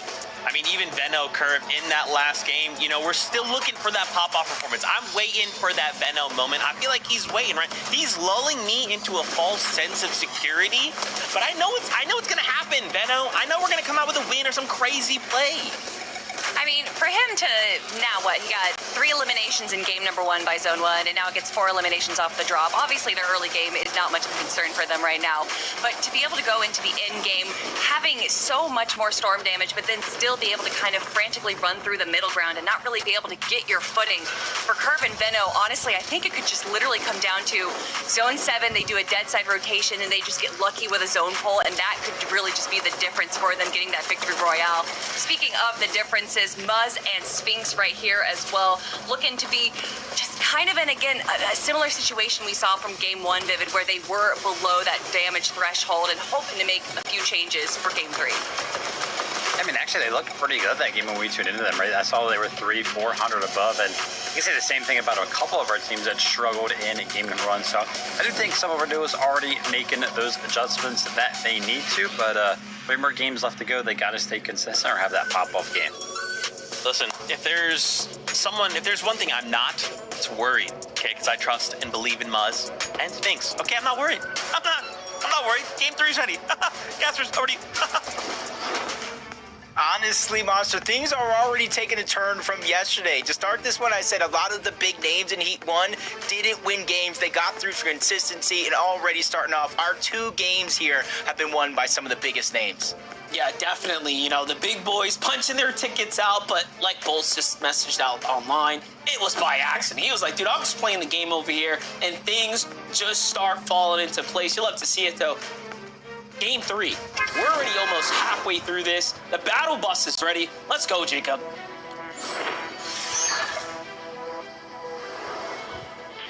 You said it yourself, the pivotal halfway point through today's heat. And well, it's not a time to worry just yet. But if this game doesn't go your way, depending on where the leaderboard says, you might need to go for a big win. So that's why it's pivotal. It's so important to get as many points as you can in this game to close that gap for the last half of the day. Yeah, we haven't even been focusing outside, of course, on who's been consistent so far because these wins have been absolutely explosive. Game 1 was a huge surprise. Game 2 was an even bigger upset, right, with Bolts' performance. Like, at this point, I'm just wondering what's going to happen here in game number 3. But let's look at the Dark Dominion. Last game, we had 4 different duos here. Things have seemed to temper down a little bit. Now it's just 3, more or less. We have Void and Alfonso, Loris' team, and then Kira and Bubba. I'm just wondering, who up top? Did anybody take Acorn and Bolts' spot? Because honestly, anytime I've ever seen Acorn and Bolts be contested at that top mountain, they've just absolutely dominated teams in everything from scrims, eval cups to FNCS itself. So now that the spot is open up, maybe a couple of other teams are like, hey, we'll try our hand at that. Some people were even last season looking at that as one of the best drops in the game due to the wingsuits. And now that it's changed, it's kind of being owned by Acorn and Bolts. They finally find success there here early on in this tournament. Venno and Curve, we saw them in the last 2 games. 2 games, Monster. Clear out Battlewood Boulevard single-handedly. This time around, it doesn't look like they got those same opportunities, but I don't think their aggression is going to slow down at all. Yeah, you say single-handedly. I'm thinking almost instantaneously. Every time in the last couple of rounds we tuned in, it was all done and done, but it seems like teams are being a little bit more cautious here. But Venno has Diego. Gets deleted there. Tries to roll to safety, doesn't quite work out. Unfortunately, Suspects jumps to the side there, finish things up pretty quickly here. Seems like they had a little bit of assistance from some teams in the distance, putting some shots in. Stacks and Ayo. Just easy damage for them to start to accumulate that surge. I know you spoke about it briefly, as sometimes you start to take those fights, it's not necessarily for the eliminations every single time. Sometimes a win in itself is 20, 30, 40 damage while not taking a single point yourself. So jump on board Frigid Fortress. A lot of this fight throughout the first 2 games has been kind of split. They go their separate ways. This time around, it looks like Fishy and Jaeger looking like they actually want to take control of Frigid Fortress itself. They don't want to be the one splitting and having to look elsewhere on the map for their loot. Yeah, I will say I don't like the spot that they've landed themselves in right now. I feel like they are absolutely limited on the amount of material that they have access to, and you can see it's reflecting in their loadouts. As you look at Mako and Blanks here, were they considering actually chopping out the entire foundation of this tower? Possibly, but now they're looking for a little side angle here. They're probably just giving Jaeger what they want, though. They're bringing the fight up to them. It's kind of a brave move right here for Mako and Blanks because they're fighting from the low ground up, but you talked about the limited nature for Jaeger and Fishy. You see they have no extra heals. Jaeger barely has a sliver of shield, but he's missing HP, so that kind of evens out. They're at a huge disadvantage here in terms of loadout materials and overall resources. The longer they stay stagnant in this position, the harder it's going to be to make something of this game. See on the side here, I know I'm flying an XF. Continue to try to lurk. The last time they almost caught Alfonso and Void on the other side. This time they come up a little bit closer.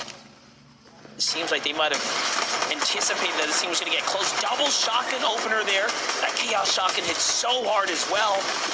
And you can see it was 120 damage done, but the counterfire from Void was very effective there.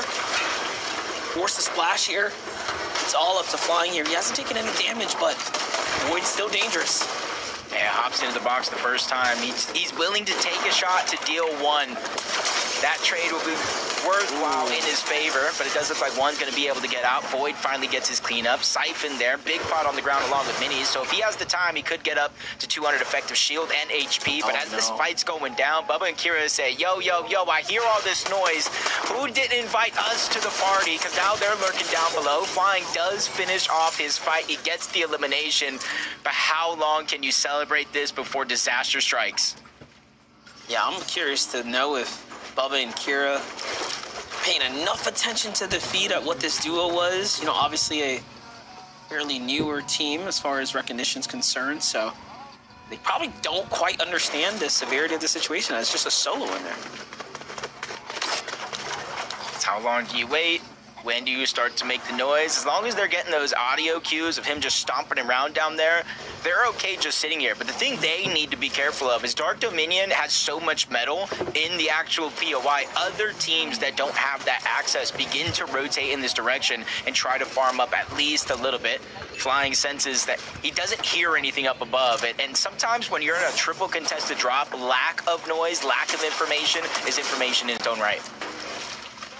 Go to the quick highlight here from Veno. Curve continuing to find success here at the drop. Zed Monsta finished off instantly. Titron as well. The quick follow-up there. Curve and Veno just flexing their ability to fight as a duo. Definitely impressive.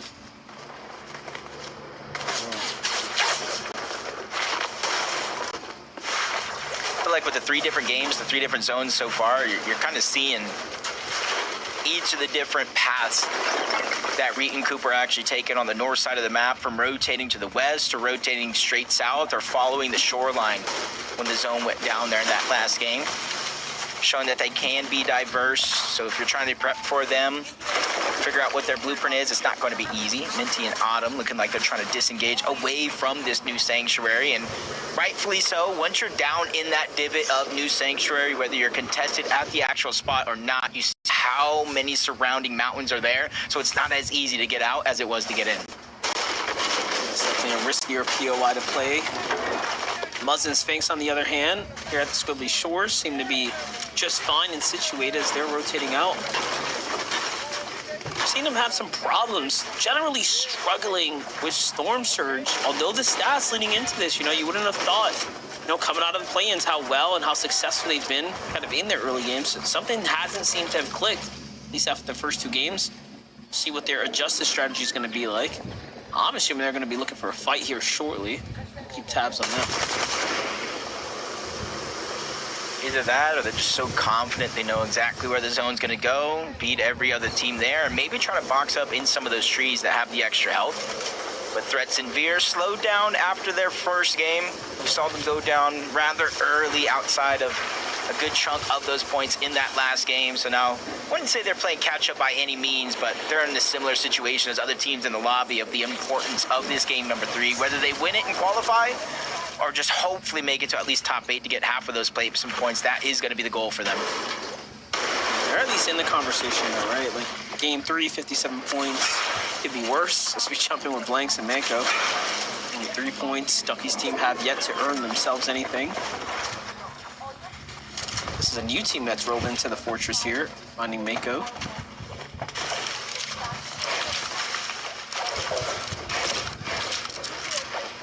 One of the teams, I talked about the difference of Frigid Fortress. Mako and Blanks were actually pushed away from this game, other than the last 2 that they've been playing so far. They rotate towards the north, just try to get some extra scraps. They run into a Ducky and his duo here. They try to shockwave off the mountain, but that just leaves them susceptible to damage here.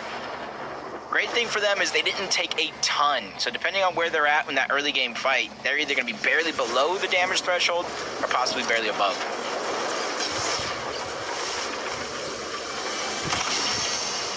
Sneak Zoom right now, just kind of hanging out. 2 elims for them, so they've won their contested drop off the gate. Let's take a look at how that all played out. It's a quick and easy pickup there. Bad shockwave's going to leave Cube exposed there. See what Encrypted's up to here as they're rotating right now. They're just outside the Wonky Wonderland. This game seems to be going relatively smoothly for them. Like, unfortunately, not everybody can say it's as smooth. Reboot Vant was just used. You heard the noise. Maybe Kaz was trying to go for a saving play. Might have got jumped in by Ruins.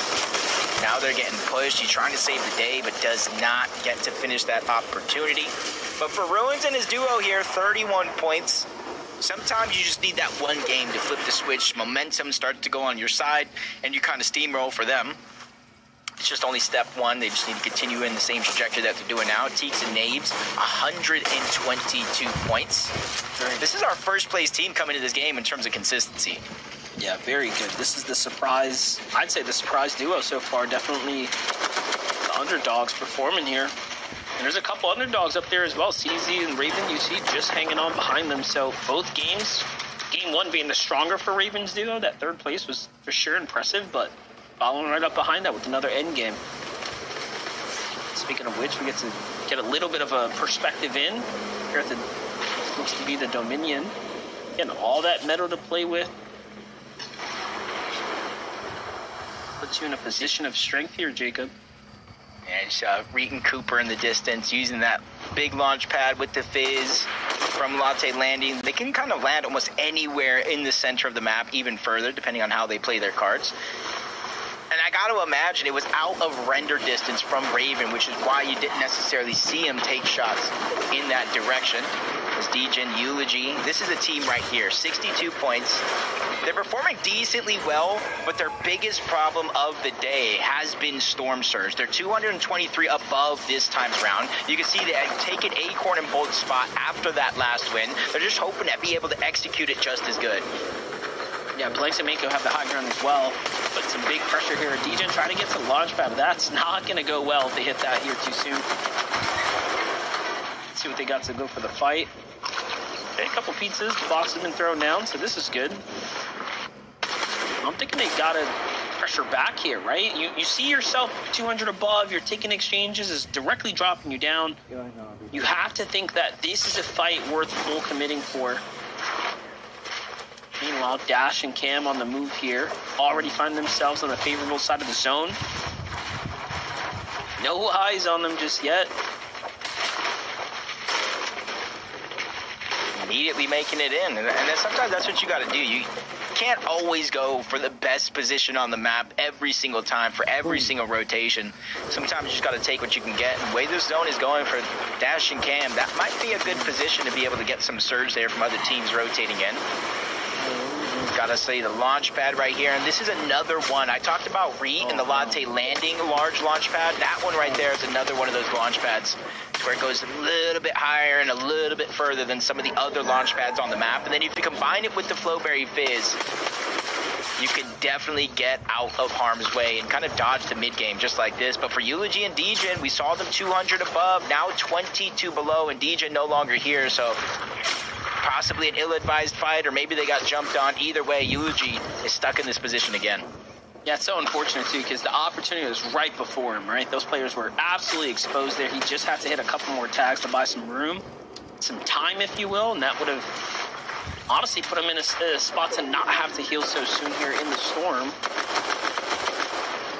Pressure's going to ease up for now, but the clock is, of course, ticking. He's going to have to go here. So many pizzas to work with. Just 7 above.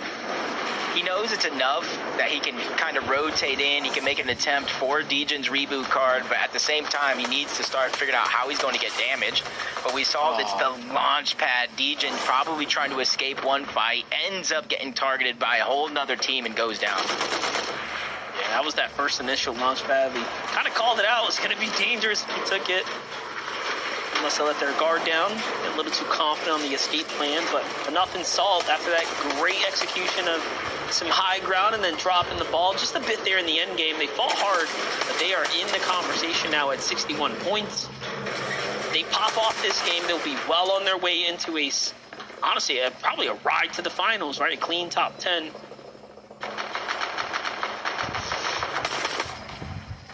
So where we're seeing the difference between last Heat yesterday to where we saw Agers, Javi's team. We saw so many of those juggernauts that you'd think would get a win go through to consistency. Now that the opposite is happening here, we're actually seeing some of these up-and-comers, these players with the potential to pop off, actually being able to show their hand here at the top of the leaderboard. Veno and Curve is kind of mix up both of those. Curve kind of getting the limelight a little bit here this season. Rightfully so. He earned it not only through the offseason, but his performances throughout last year. Now he gets the big-time player here with Venno on his side, and a slow start to their game, but I think it's because they're maybe going a little bit too aggressive here in the early portions of the tournament. I think if they just tighten up here for games 3, 4, and 5, they can either get a win or just boost up the leaderboard in no time at all. Yeah, for sure. And it's definitely really cool. You know, at Globals, I had asked Reed, like, yo, what do you think about, like, Curly, Curve, right, these new gunners? And he was just gassing them up. He's like, bro, this is the future. And it is nice to see someone like Curve playing with Venno now. This is arguably his big shot here to pop off. Doggo and Ghoul seem to be going through it right now, but they're handling the pressure well. From below the damage threshold to above the damage threshold to right back below, all simultaneously having to rotate in towards the zone.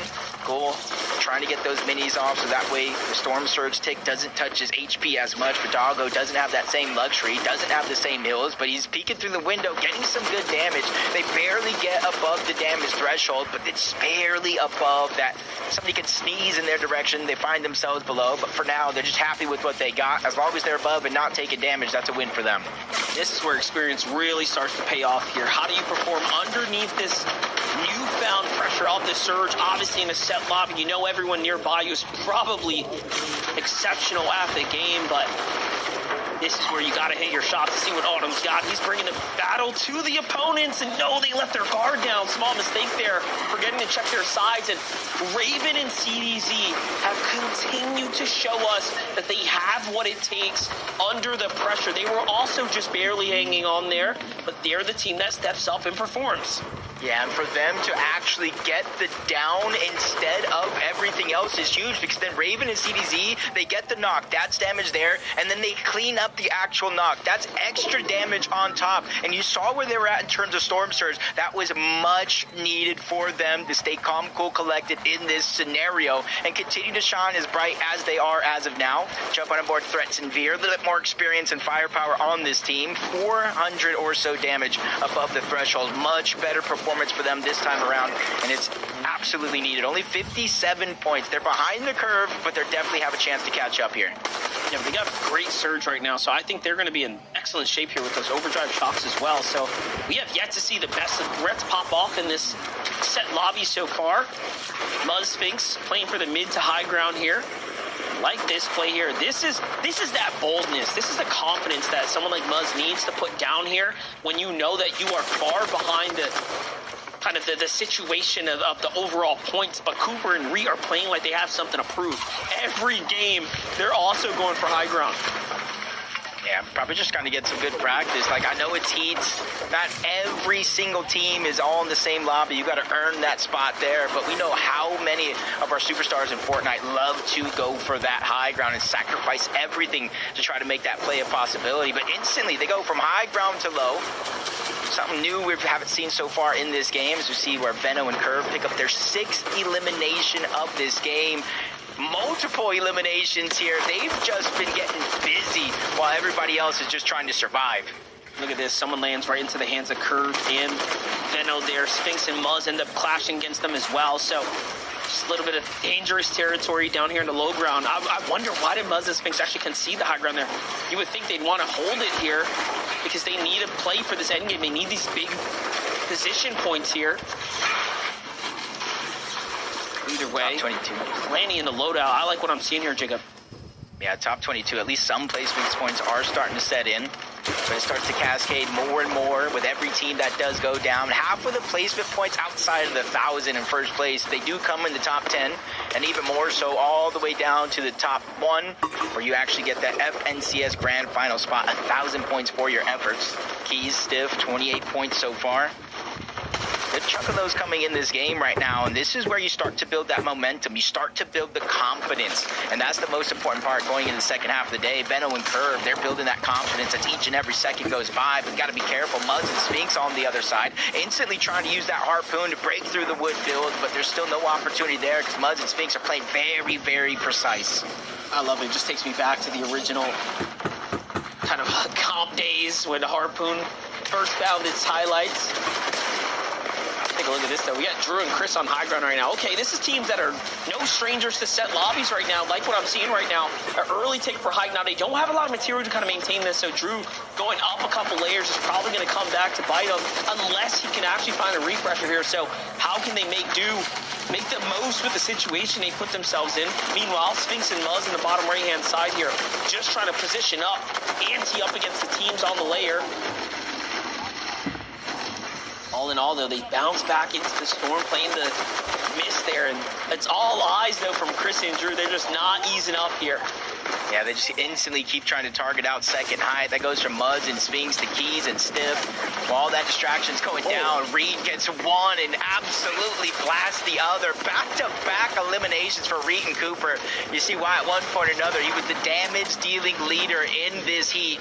But that got passed up by Veno after that last game. Him and Curve are finally finding their stride here in this game, but Veno gets dropped down to just a sliver of HP. He needs Curve to buy him time to pop the Chug Jug, and that's exactly what Curve is going to be able to do. Still a lot of skill left in the lobby. This is not going to be an easy one for anyone. As I say that, though, Cooper gets caught on the rotate there, and now it's all up to Reed. Reed's already done it once, but pressure coming from down low as well. Into the box, just no time to breathe there as CDZ and Raven continue to be the disruptors to the veterans in the lobby. Meanwhile, Sphinx's POV not much better. Veno, Curve on the other side, approaching 10 eliminations here inside the top 10. But I'm looking at High Ground too. High Ground starting to gas out of material here. A new team goes up, but Chris and Drew play excellent defense there, and they shut down Evan. There goes a refresh for them. What is going down?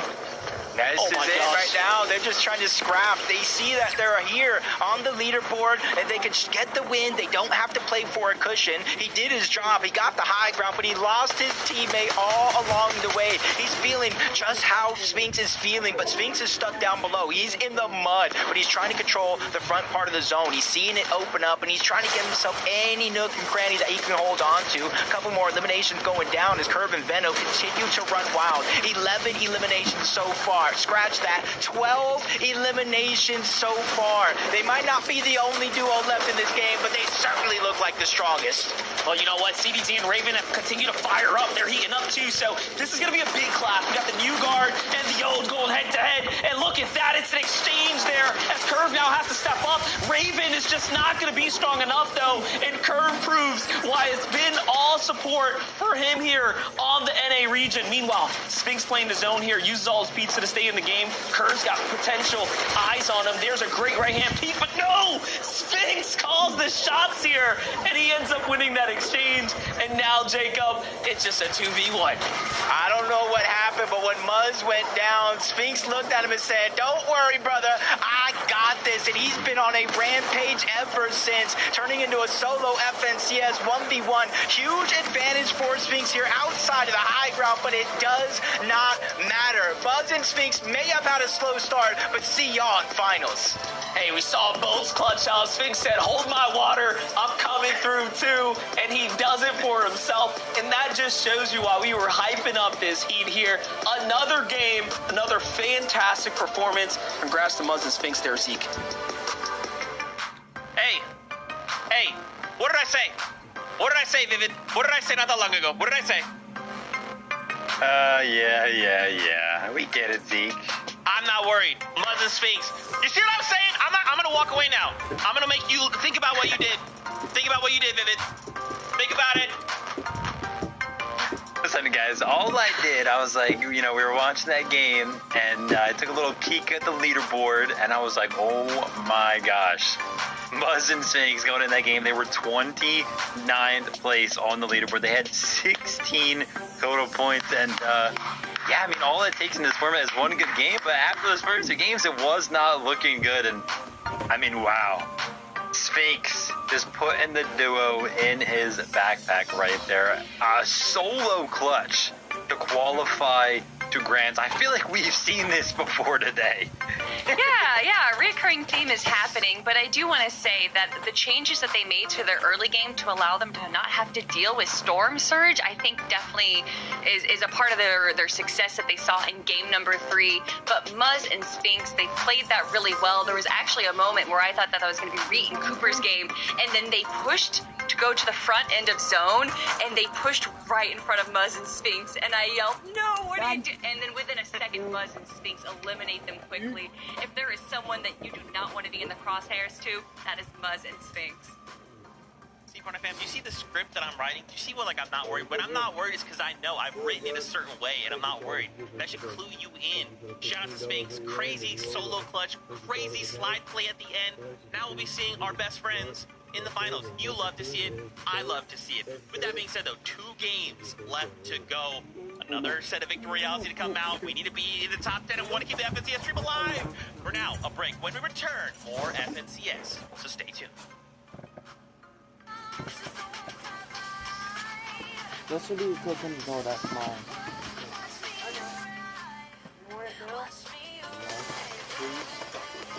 I'm gonna get mine in the morning.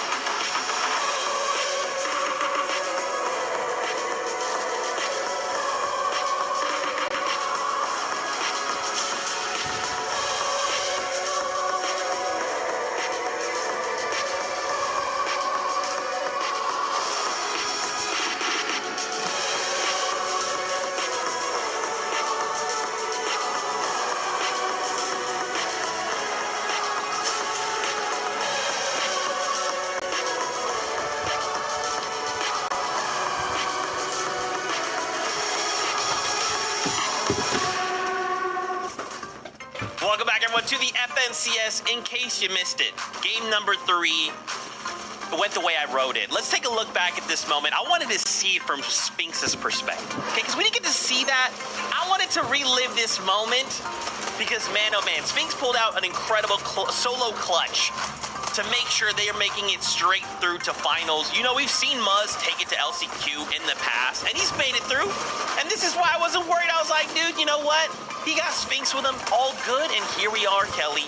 Here we are, Muzz and Spinx in a finals lobby, Kelly. Here we are. I just watched Reed and Cooper go down. I had to relive that moment. This is really the play that impressed me for Sphinx. Staying in the backside. When you're a solo player, you really can't stay in the front side of zone, which is where our duos like to play.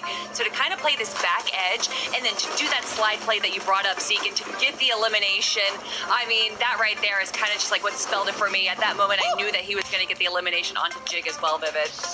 Yeah, I mean, I knew he was going to go ahead and win that 1v1 when I took a look at his map count. I mean, having 26 available builds to win the end game that's kind of happening right there in a 1v1 situation. You got to assume the other player has 0 materials because they were trying to maintain the higher ground throughout.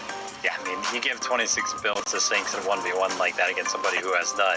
It's going to win it every single time. But yeah, well-deserved win there for Sphinx and Barnes. Let's go! That's what I love to see. Let's take a look at our leaderboard here. We only have 2 games left to go, so remember, we want to get a victory royale that auto-qualifies us through, or we need to end the day in the top 10. As we start to look at this leaderboard kind of start to play itself out, we had a really big game out of Curve and Venno.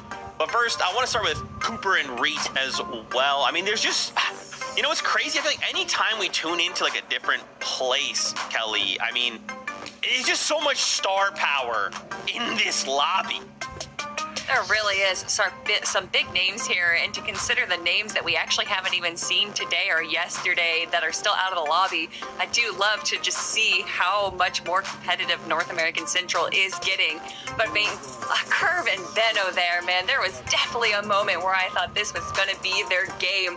And there was around zone 10, I saw Curve and Venno peeking, you know, they were like paying attention to height, and all. This is it.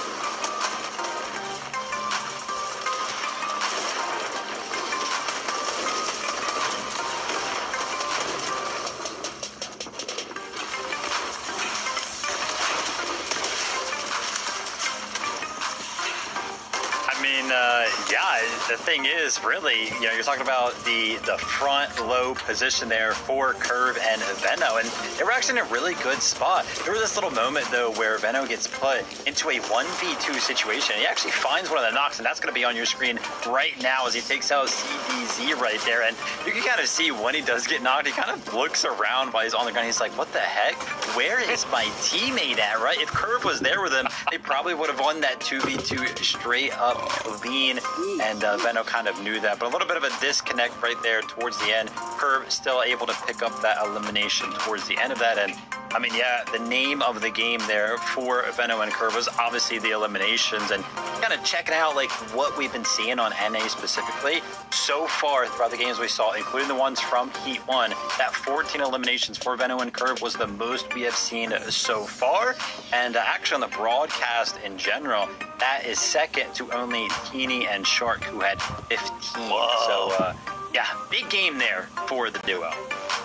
Oh my gosh. And it's crazy, too, to think that, like, game 1, 11th place, 4 elims. Game 2, 20th with 6 elims, right? And you kind of think, like, man, that doesn't sound like crazy.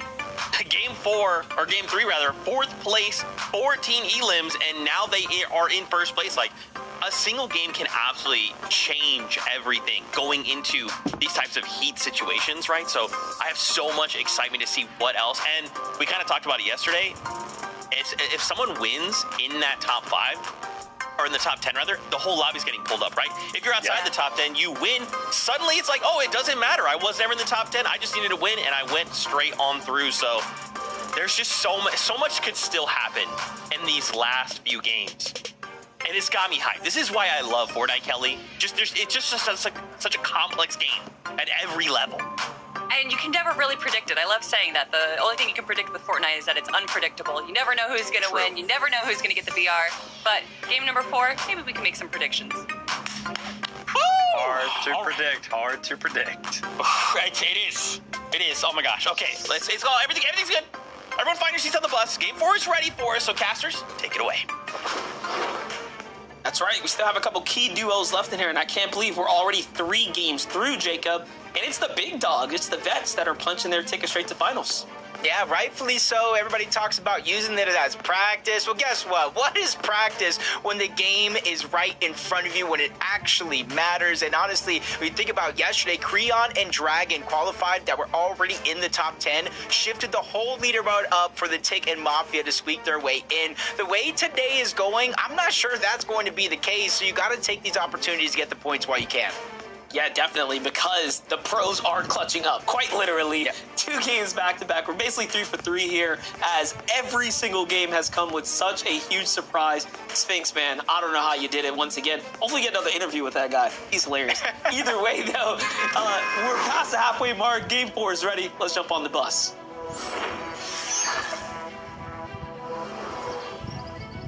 As of right now, Monster, when you kind of look at that point threshold, it's held by G Money and Magma at 99 points going into this game. And I know it's yesterday, a whole different heat. It was about 145 points to qualify. So we're inching towards that estimate already, and sometimes it gets beyond further than that. So hopefully you don't just kind of stick to that one estimate, maybe try to win the game. Early fight here over on this side of the map this time around. Bruins actually gets the early drop onto Maniac, and this is something we haven't really seen, an early off-spawn fight at these contested sides. Yeah, but look, Ruins' team seems to have continued to find success even with their contested drop and turning them into at least a few end games. But to talk to your point about the top 10 being relatively close, right? 99 points, that's a very near threshold, right, for most of the other teams inside the lobby. I think these consistency points are going to be so much more competitive, right, a lot more tighter when it comes down to the last game, and that's because of how the other teams are winning, right, like how the first 3 wins have kind of gone. It's the literal most competitive teams punching their way through, so very interesting to see how it's going to play out. Yeah, we already have drop spot switch up. Jaeger and Fwishy, who are landing at Frigid, take the top mountain. Kira and Bubba, who we just saw get eliminated, went from Dark Dominion towards that mountain. So as teams win, freeze up their drop spots. People can try to play roulette to see what works for them in terms of where and when to try to switch up their landing spot. Curve and Veno going for an early lurk play. It almost seems like with 162 points, they have nothing else to do but to play the rest of these games out. And I think for Veno and Curve, this is a good try for them to finally get that win in these last 2 games. They already got consistency on lock. Why not just take it one step further? Yeah, but if this was like finals, 14 elims, high-placing endgames, you can do that back-to-back-to-back, win your drop, clear your area. I mean, you are on your way to a championship regardless of a win or not. So if Veno and Curve can continue to take that momentum, take these learnings, and play at that caliber against the finals lobby, we are going to be seeing them surely hop off for the Global's LAN, the LAN Summit. In any case, have a little rotate here from Anoni on the outside. Jelty just kind of eyeing things up. It's crazy to see Jelty the way they got eliminated in that game 1. We haven't really seen him since. Wonder if they're having a bit of a hard time getting past the early games. Especially with the way some of these zones have been going, I can imagine so. Reed and Cooper, Latte landing. Nothing too concerning going on here. They've conditioned throughout Div Cups, to the play-ins, and now here in Heats that it's not going to be easy by any means to beat them in a contested fight over towards Latte landing. And you can see as everybody is switching up their drop spots, we saw a quad, we saw a triple contested Dark Dominion. Nobody is trying to inch up towards this part of the map because they have it so unlocked. And they're not even pressed to rotate quickly because of that long pad is what I call it. Mix it with the fizz, it goes further and farther than some of the standard ones that are around the map. So they have definitely choices that they can play with here. See which one they end up going with, but look at this. Raven and CDZ, this has been probably the biggest surprise duo I've seen here in the Heats.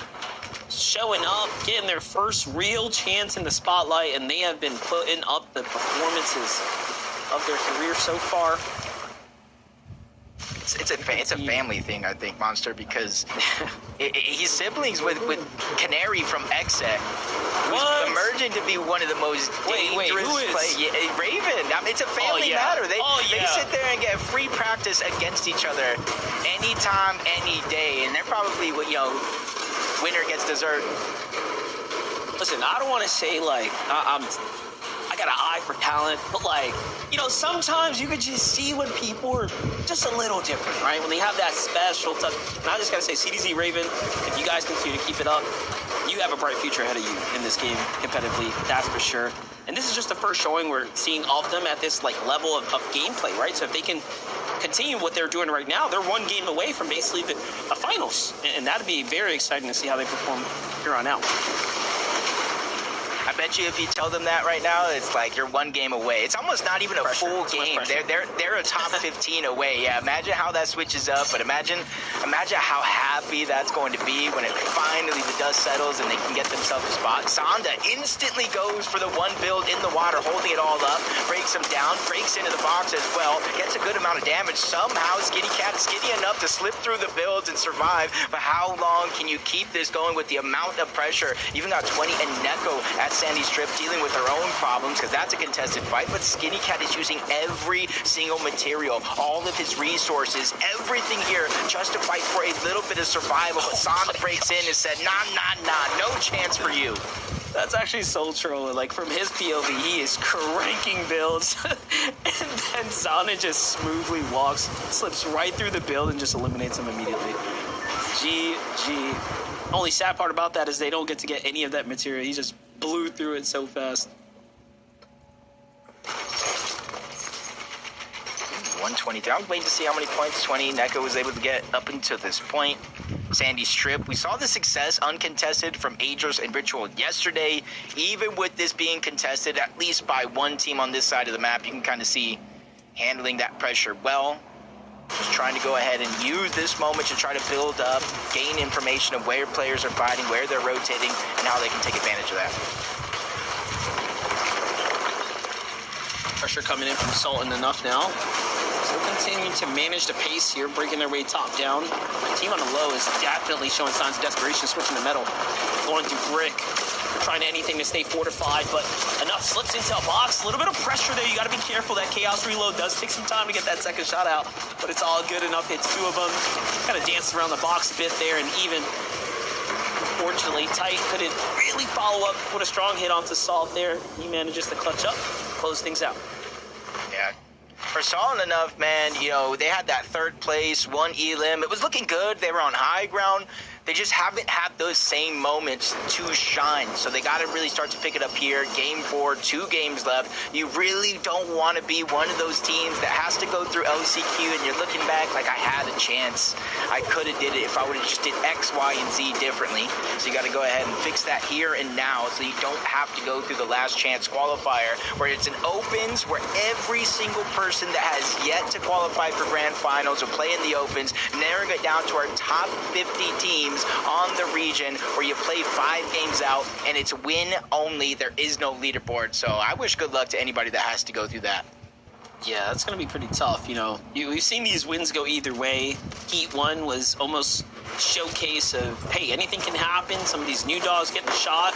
They're closing it out. Heat 2 has been, nah, bro, I'm a big dog. I've been here before. I'm winning. Don't care what's on the line. They're playing their, like, exceptional. Probably some of the best Fortnite we've seen from some of these players. So who knows what's in store for Heat 3 tomorrow. I mean, you already know. We're going to have a lot to say about the team showing up then. Save it for then. It's a fun weekend. Yeah, it's been so. I think Vivid said it yesterday. Almost just under 300 days since our last online FNCS. And honestly, just waking up today was a whole different feeling. Waking up yesterday was almost like Christmas early. Get to unwrap the gifts.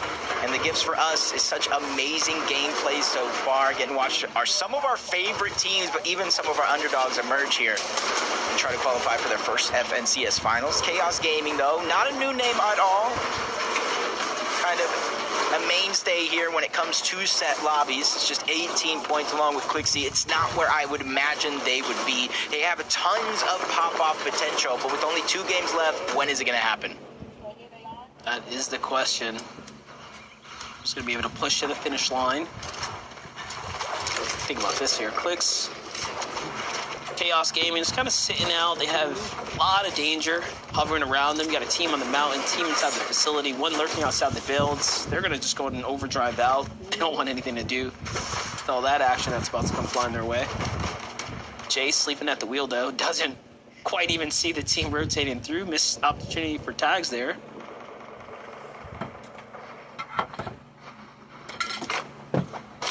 This is where, depending on where you're actually boxed up, where you landed, and how you rotated in, this is the portion of the game from like zone 3, we'll say, to zone 5, maybe even 6. It tends to slow down. The way the Storm Surge got reworked, it's almost not worth the risk to peek if you don't have to, especially if you already got that early damage. But for teams like this, where Chaos and Clixie, where they're rotating from point A to point B for 4 non-stop zones, it's not easy to not only get the surge, but dodge every single shot coming your way. So it's going to be important for a team like this on the outskirts that's been rotating to quickly get in towards the zone and try to figure out where they stand in terms of the overall Storm Surge and how to increase their odds. More importantly, don't take damage in the process, but hold up. Chris Drew here, after a strong last game performance, now under pressure here in the mid-game. Hearing a lot of shots come in. Oh, it's Veno, it's Curve. You can just kind of tell by the aggression here. They're just trying to feel out the lobby right now, trying to see what this team was about to some degree, but good defense here. Veno, Curve back off. And there was a lot of moments throughout the last season before FNCS where it was Chris and Drew honestly surprising a lot of players, a lot of teams. You got Ozzy in the watch party, the man who knows almost everything about everyone, was even trying to get some information on Chris and Drew. So it's great to see them continue their consistent run, make it in towards heats, but it cannot stop here. They cannot begin to slow down. They're, I think, just outside of that top 10 bubble. I said it was 99 points going into this game. Chris and Drew are at 92, so they are right there.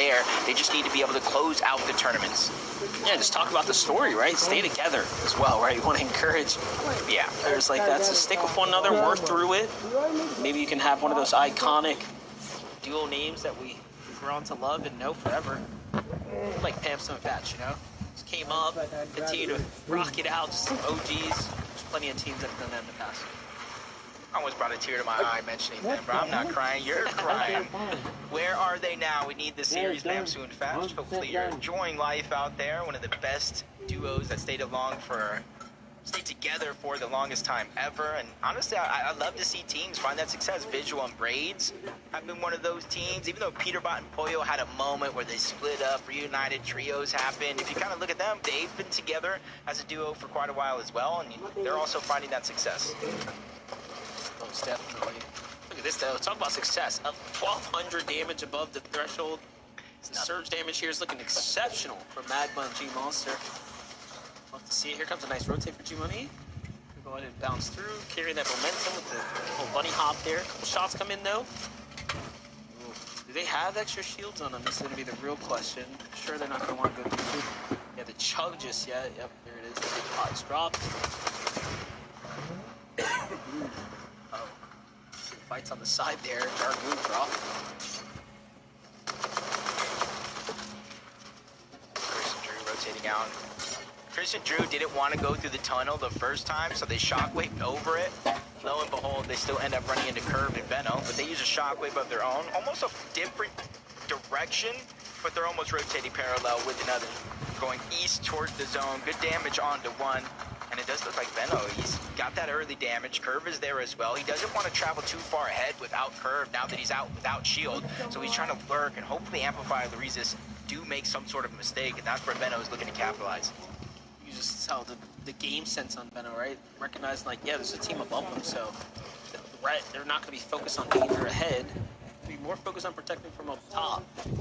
Although it doesn't open up opportunity, still was to watch that play out, that little dynamic at play.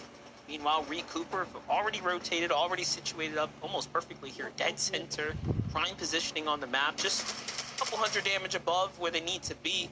But overall, a very, very smooth performance so far from Reed and Cooper post game one.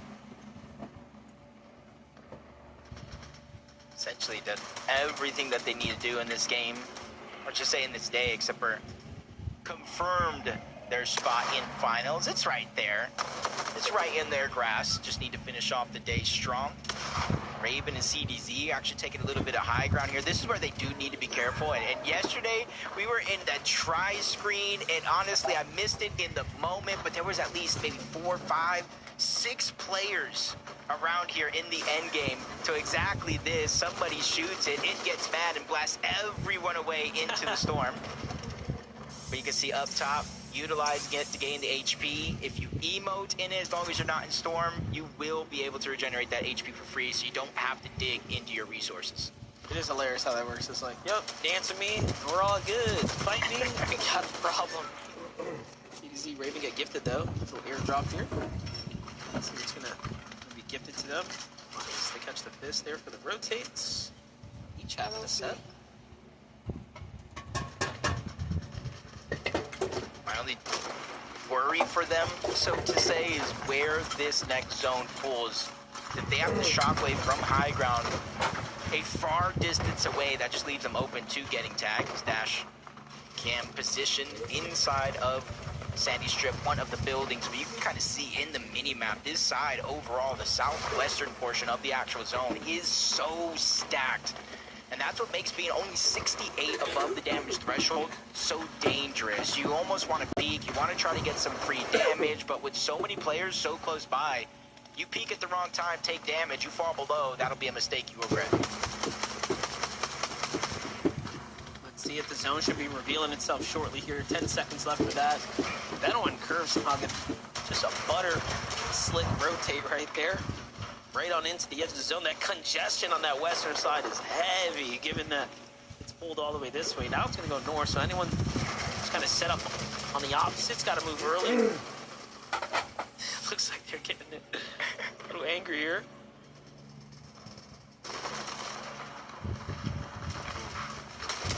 Amplify, Lorzis below damage, one of them down. It almost looks like Storm Surge is active as well, so he is just taking damage. His teammate gets fully eliminated, and he follows suit right after. He's trying to dodge the onslaught from one team, ends up dropping into a whole nother. And unfortunately for him, he goes down at about 30th place, so no placement points for them in this game. They're gonna have to go again in the last and final game of the day with their backs against the wall. Yeah, pressure starting to build now. Experience is gonna have to pay off here, but for Reek Cooper right now, 0 elims, 190 above the threshold, not too bad. They're edging their way into the end game. Still 18 players have to go down before we hit the cutoff here. Meanwhile, Degen, Eulogy, finally finding their footing into this end game. This is the second time now they've managed to appear and show up. But overall, still a long way to go here if they want to get inside that top 10. So it's going to come off of a strong 2 performances needed here. And now, looking for something though, they see the mist is out. That's going to signal danger here. Love the low ground pressure coming in. Almost wish they would have boxed up the outskirts there, just continue to keep it, but they seem to just kind of ease up right now. Don't want to throw away the end game opportunity they have right now. On high ground though, you have Benno, Kerr fighting their way up towards Chris and Drew's layer, and then others there as well. Yeah, they pushed that team far off. They were able to get a little bit of damage on top of that one. Barely 141. They realized their team is trying to heal. They're not going to be able to protect themselves if they strike and time it perfectly. Herb tries to break in along with Benno, but he takes a big shot. Herb almost gets boxed in. They quickly backtrack in their steps, and even though they did land some shots, they took more damage than they dealt. They dropped to only 93 above the damage threshold. For them, it's not too worrisome just yet, but in the back of their mind, they know if this keeps going in the same trend, they're going to have to get the elimination. This Raven finds enough right there. And Salt's duo, so when it's said and done, this team is continuing to perform here and find the end game. Nice little use of the fist here to rotate across. Doesn't want to overcommit with it. They both have one thanks to the airdrop right there. And now they're at the front. Meanwhile, Mako and Blank, so they fend off Benno's team and then they go for high ground. This is their first big 17 points, so finally showing up, but they're below the surge. Great damage, though. Doesn't get better than when you're on hype, but look at this. They don't really have heals to work with, so they will have to hunt for a refresh here. Yeah, and if anybody shockwaves up, it's going to be so hard to defend. You almost got to give it up instantly. Reed and Cooper, they know that all too well. They've got second place so far. As Cooper, Reed, he's leading the charge. He's quickly following suit. They want to stay together, box to box. There's a huge strength in numbers, especially for a team like this with literally nothing to lose. And you see them even peeking up towards the top. Is high ground something we can take? It's going over this mountain, so everybody down below has to be prepared to expend some material. A lot of heals here still in the tank for CDC and Raven right now. Yeah, Free and Cooper on the other side again. When that mist starts to come out, he does typically signal a little bit of danger on the other side, but Cooper's popping off even in the mist. It's hard to track, but he makes it look easy here. Reed Cooper continue to fire off. Finding a set of elims, that's a great refresh for them to give them a little bit more gas in the tank. Degen and Eulogy though, that passive play backfiring now. Eulogy's got no builds here, just a little big pot to use here. Meanwhile, there's a team right above him. Just no idea how much dangerous nearby there it is. It's been on curve. They see that something's down low, but Threats falls there too. Can Eulogy get the finish? No, not in time. Benno curve turned back around. They're going to find themselves so much loot there, actually. Near falls, not able to save the day and pick Threats back on up.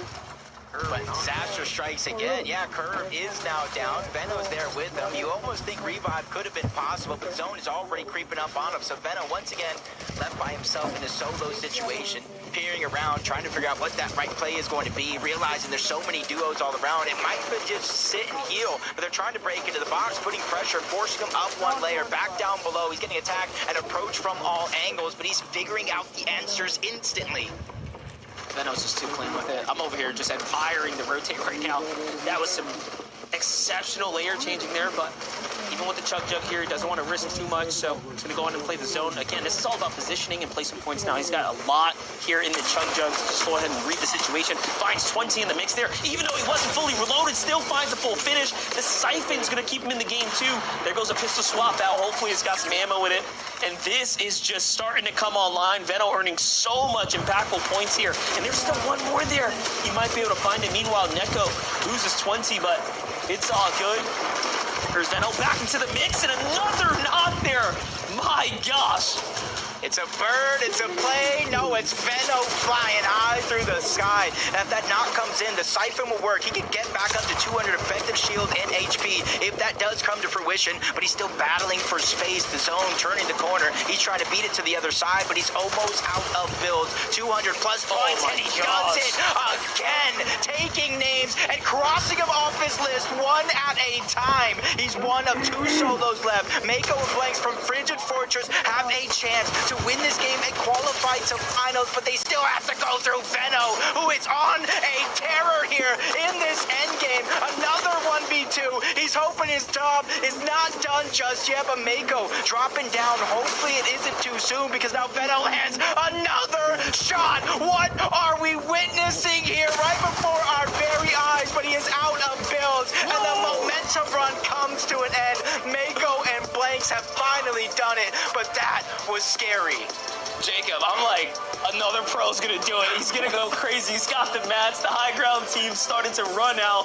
There was nothing left. But you know what? Finally, some new blood gets on the table here. Blanks and Mako, congrats on a Game 4 win there. Zeke, another exciting round for us. Guys, I was right there too. I was like, yo, it's crazy too, because like we were talking right before this, and we kind of tuned into like Venno early on in the game. I was like, you know, maybe they're gonna get all their elims at the end. And I thought for a moment it was, but ultimately High Ground wins games. Blanks, Mako, congratulations. They had that high ground for so long, super dominant. And they played this textbook, right, Kelly? They played this the way we would kind of like foresee in a finals lobby to look. So I'm impressed, and ultimately, that means they're going to finals. You are 100% correct. Just every time we tuned into them on high ground, they played it so well. They were very aware of their surroundings. They weren't built up too high so that when they did lose their mats, they were able to drop down and get some refreshes. They just played that so cleanly for so long. Although I do have to give some credit to the chaos going down on the low ground. A lot of our big names did get eliminated on the low and mid ground, which might have made it a little bit more free for Mako and Blanks. But to go up against Venno and to be able to keep your cool, Vivid, I like to see them go through and see how they're going to perform in our grand finals. Oh, absolutely. I cannot wait to see how they perform there as well, because I've been calling it out throughout the heats every single time it happens. Once again, we have some competitors going to grand finals for the very first time. Both Blanks and Mako have yet to be in an FNCS grand final, so we'll see them for the first time next weekend and taking it down Venom. It may have been close, but they finished off the job at the end of things. Congratulations to those guys. Woo, I love to see, guys. Only one game left to go before we wrap up heat number 2. Go find yourself some water. Go, take a small break. Come back, and we'll start to prepare ourselves. Single game left to go. 1 VR or the top 10. We'll see you in a moment.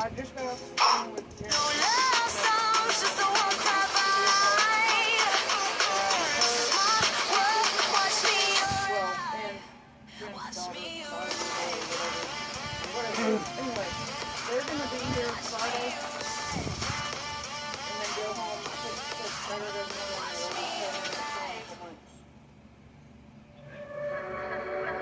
Listen, ready for the ball?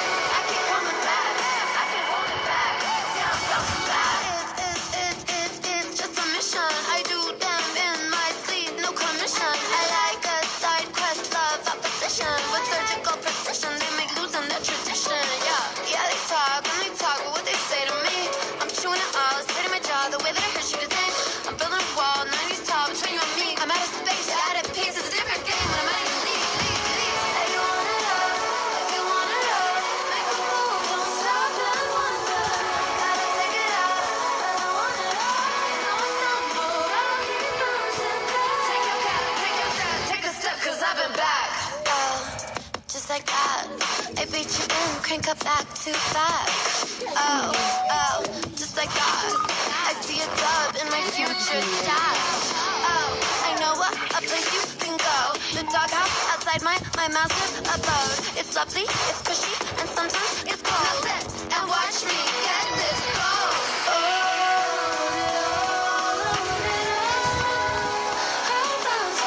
I just want it all.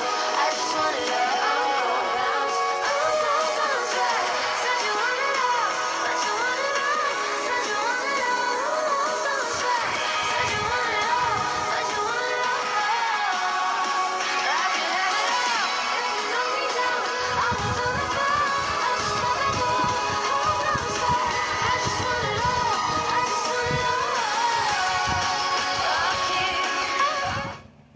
Welcome back, everyone, to the FNCS. 1 game left to go.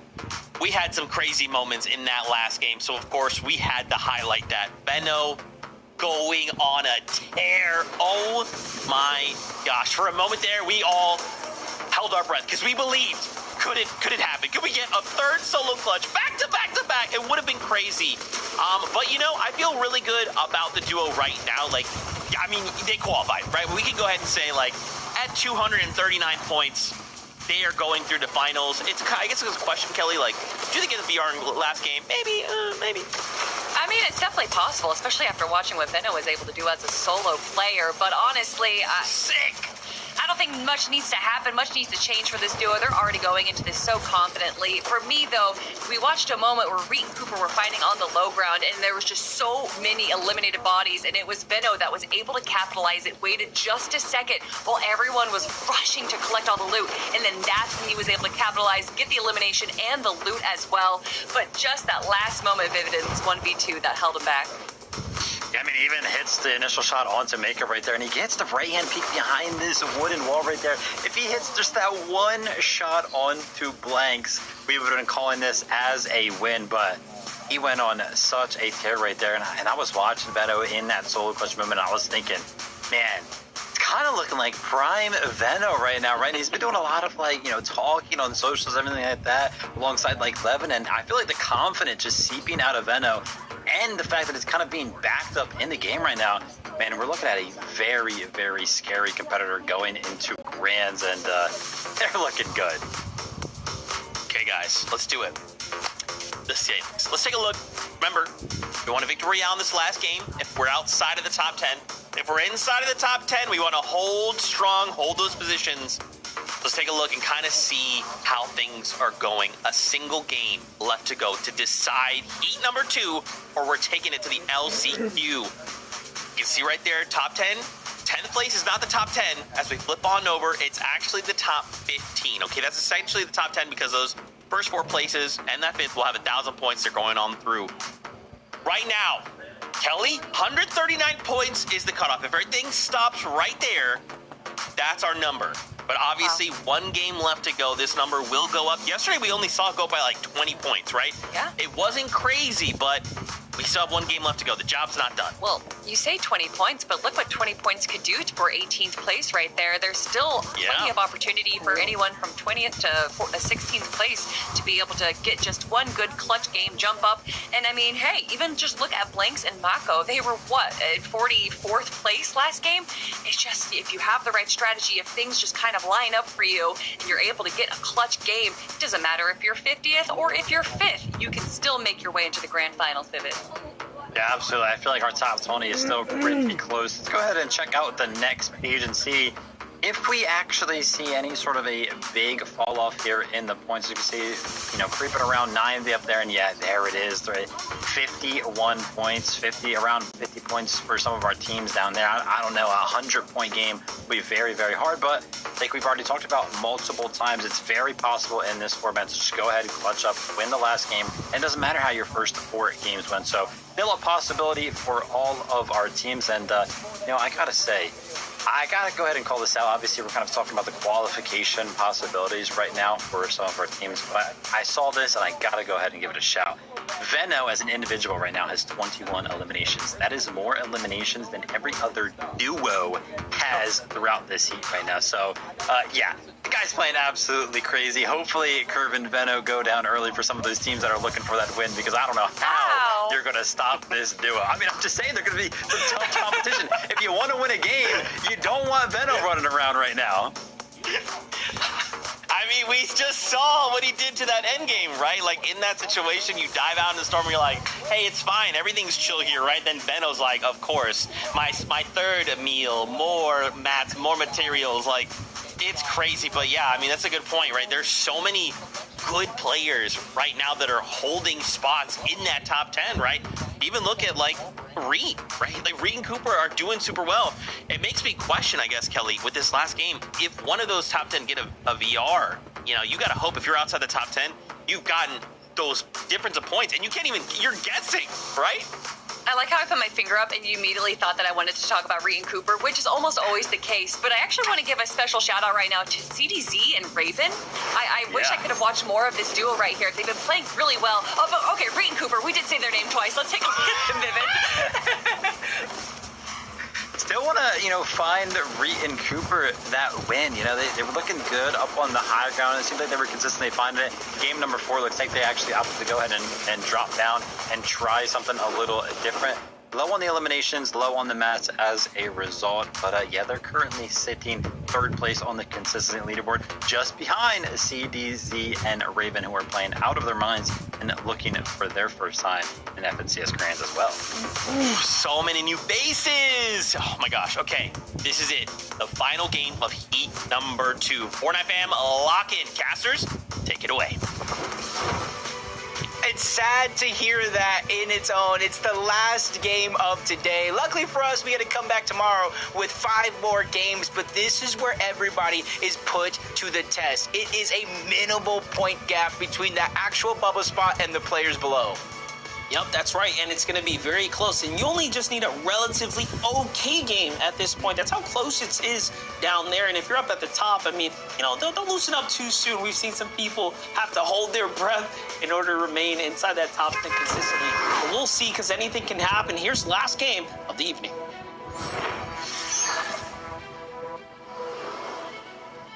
This is it for all 50 duos in this game. Some have already punched their ticket to finals, but the others still waiting on the sidelines. It comes down to this very last game of the day. Is your FNCS over, Monster? By any means, no. But you do not want to have to go through that LCQ.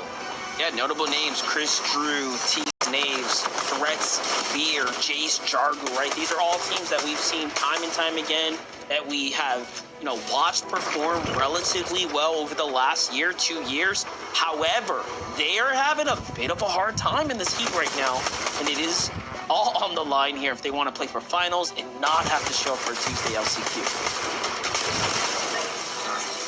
I was going to say, Boyd actually does go for the revive. I'm not sure how Alfonso just literally got deleted off the map right now after the revive, but maybe he didn't successfully actually get him up.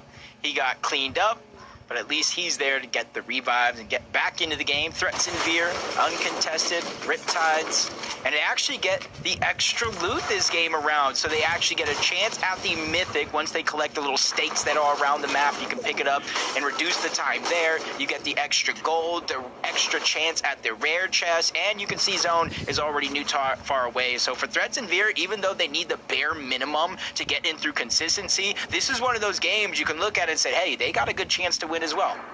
And you can argue, you know, it gets a little bit easier come game 5. Less players on the map, the big, you know, high-performing, exceptional teams punching their way out, right? Things kind of ease up a little bit as far as pressure's concerned.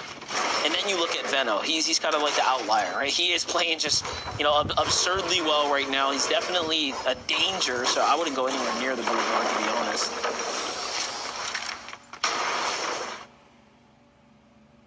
Especially since he's literally single-handedly taking everybody out of the Boulevard by himself. Less and less people. You even got Electro and Oak just not even going to the south side of Battlewood. They probably got some catching up to do. 9 points so far. So for them and a few other teams in this lobby, it's a win and you're in scenario. So it almost looks like they got that first elimination and they're just trying to clean up the other. Clixie is by himself. Chaos Gaming is already down. He's just waiting by the sidelines, hoping his teammate can pull off a big clutch here, and they just continuously putting down pressure. Say good job by Clixie trying to separate into 2 separate 1v1s. That's going to be his main hope here in this fight. Hey, last game we saw Mako come through from pretty much the bottom of the barrel, pull up a victory royale. I've got to give respect to any team that's looking to fight their way through and still stay in the running right now. So for Electro, OLK, I mean, they still have an opportunity here. Anything can happen. Almost got to make it happen. Kyrie is duo, just trying to lurk in the bush, maybe cut off the loop path for Doggo. See him out in the open. They're not going to wait for him to approach any further. They're trying to get that early damage from far away. Shockwave to close the distance. Luckily for Doggo, he has shockwaves of his own, so this is going to be a cat and mouse chase as Doggo looks to reunite with his duo. This is really good. He does get to his duo just in time, so this is now a 2v2 fight. They kind of blew the opportunity to isolate him and solo him out. But both sides have committed a ton. Meanwhile, Ghoul is very situated for the battle right now. Plenty more material to work with right here. Yeah, look at that. They definitely have the advantage. I think 40 and Kyrie kind of realized, like, all right, this is not quite worth it. No to Diego, though. Really celebrated too much of their performance here so far, but Suspect and Crew playing pretty well. Diego almost getting the knocking down onto 1. Unfortunately, when you're in that situation, bursting into a box, hoping to win that 50-50, and it becomes a 2v1, it's almost impossible. Even if he does get the knock in that situation, Suspect is there to get the cleanup. So that's going to be 2 more eliminations for them, 6 more points as they look to rise up the leaderboard. And this right here is how the fight started. Havoc, just an early peak. Suspect holding his round, gets that first elimination, and we saw the other one. Just a clean wipe by Suspect and his duo. Just makes a fast edit, drops him before he realizes he was behind that wall. Meanwhile, Chris and Drew setting up a little bit of an ambush here. Kind of lurked up, staying nice and crouched here. Kaz has got no idea just how close they are here. And Soneto's not even looking this way. Yeah, they're just way too far apart. So it's a full-on free Elam waiting to happen if they can catch him. Just have my eyes glued on the mini-map arrow to see if he's actually seeing anything on the other side, but it doesn't really matter. Kaz's gets jumped on nonetheless. That first elimination for Chris and Drew, that one's going to be easy. And you can see in the mini-map, I heard the shockwave. Soneto tried to go in, close the distance. His teammate went down. He said, nah, I got to be the hero here. I got to get the reboot later on in the game. But as action shakes out in one spot in the map, it's shaking out everywhere. Curve makes quick work of one to try to keep their hot streak alive. Yeah, you would think they would have gave up the Boulevard a little sooner after the last 4 games have ended fairly quickly there. Either way, jumping with Titan Vey, pushing up on Nexies here. This is really aggressive from them. This, to me, reads as a team that's had maybe a bit of a difficult time with Storm Surge early on, so they're trying to do something completely different. A bit desperate here in the last game, because Troyer and Nex are a team that are very much in the race right now. They've been consistent on the day. And there's not many of the audio that comes out when you're shockwaving through the sky, so if you're able to get the jump on somebody, whether if it's a beam or just a quick 100+ damage shotgun shot, try to clean that one up as Threats and Veer, they get approached over towards Riptides. They do a good job of defending it. I don't see any shield off of them either, so I got to imagine the only damage they took was from Storm itself. Only time will tell later on to see how they're doing from Storm Surge. But for Threats, man, I've always been confident in his Storm Surge game and how he's planned these scenarios. Points are just there for him. I like how they're trying to cut him off, trying to find Zen Monster. Where you hiding, buddy? There's the ball. Gets exposed. Threats puts on a little bit of an edit course, jumps over, doesn't miss the shot. Nice and clean here. And there's the finish up with support. Now they're at 6 points earned already, continuing to just rally their way up the standings here. Kind of see what they're doing here, just letting most of those teams rotate in and kind of dodge a good portion of the mid-game fights where whether you want to fight or not, if somebody's low on Surge, if somebody needs damage, or just straight elimination and points to rise up the leaderboard, sometimes you just become the chosen one. And that's, I think, where Reet and Cooper are finding a good portion of their success here today. They land at the top side of the map. They either get early game eliminations or damage or a mixture of them both, and then use that launch pad with the Flowberry Fizz at the back of their POI to cover distance so quick. And they're flying over every single one of these teams, most of them out of render distance as well. So by the time they land into the zone, they're almost to the center, or they're in a spot where they can easily walk their way in. Yeah, I'm just looking at that on-screen leaderboard right now. I'm thinking, you know, if someone like Reet and Cooper actually qualifies, at least that 140 points going to drop down a little bit further. It's really, really competitive down in that 15 to 20th range. Neko, 20 right now, though. Not too far off from Reet and Cooper, actually, just outside the builders. Got to edit. They're just trying to read for information right now. I have questions about this loadout. I have questions. I want to say they have a shotgun somewhere nearby in their base, but they have a pistol and a Thunderburst as the weapons in your loadout. It kind of worries me enough, but these guys are the pros. They're the experts. I gotta imagine they have some sort of trick underneath their sleeve if that's what they're choosing to do. Curve and Veno. I don't know if they're looking for aggression or just simply trying to make their way to the Sus Studios mending machine, but they're getting lurked on right now by G-Money and Magma. And we know how dangerous they can be in box fights that don't have the chance of getting third party. Yeah, I'm thinking Veno and Curve definitely want to end tonight on a win. They've gotten really close. We've seen them try to go the distance time and time again here.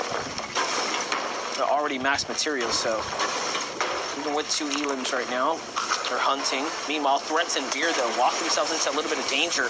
But Veer pops off and performs when he needs to, allowing Threats to just have the time he needs to recover here. They get to sit on some extra loot there. Threats and Veer fighting their way into their consistent the consistency positioning just based off of Elims alone right now. Look at this. Different lurk right there. I gotta imagine somebody up above, a little bit of a surge base, hoping they come back down here to either refarm or grab something that they think is missing out of their loadout. And that's where they're hoping to strike. And it's honestly not even necessarily needed. If you look at their loadout, they got shockwaves, they got heals, they got slap pizza, chug splashes, and they're pretty stacked up for materials. So it's just about getting damage for Storm Surge, points for eliminations, and one less team in your path. This is really interesting because we thought that Veno and Curve were going to get lurked on, but it's actually the opposite now. It's Magma and G-Monster, who may or may not have a feeling there could be danger nearby. Looks like Curve might have been caught out there. It was possibly up there and looking right at him, but Veno's got the side angle and excellent little opener there, and then Veno looks to push in onto G-Monster, but breaks his way out, yeah. Recognizing that it's a little bit dangerous there. Almost going down, and even though you can kind of see them, they're on leaderboard, 9th place, 152 points. The leaderboard is so stacked, if they go down here in 37th place, it's almost a fact that they might lose out on their qualification spot unless everybody below them on the leaderboard just manages to mismanage their overall game. So narrowly, not only escaping danger, but escape going down and losing out on your spots through heats. Yeah, it really is close, like all the way up to 7th or so. I'd say after reading Cooper at 178 coming into this, maybe if you're above that, like, you're more than safe, but even Reed and Cooper seems a little questionable. They're fully safe if they don't earn points. But again, that has to come with an absolute, like you said, mismanagement of everything happening above and below. Let's look at this, though. Enough and Salt had continued strong performances here throughout the evening. They've been in the conversation. They've been on the broadcast, highlighted time and time again. Now, though, they've done just enough to be at 151 here. This is a team that has to play well. Look at the points. 2 on 151, 150, 148, 146. And of course, these are the teams that are kind of like inside of that bubble, but it just goes to show one mistake can literally cost you everything. Because below that, 139, 134, 125, 124, it is absolutely stacked in this game. And it just goes to show that literally one mistake, going down on Surge, taking that Surge damage, anything can affect your game plan in a negative way. Yeah, it's a 2 Elim gap. Like, that's just one other duo finding a set of eliminations, and all of a sudden you are just out of the race. Very, very competitive Heat 2 so far. Seems like the lobby's pretty fairly matched. Shove it back with teams that are, of course, heating up here. I was going to say, the 3 Elims, but the triple threat, perfect timing there. 4 threats in Veer here. Love what we're seeing on broadcast so far.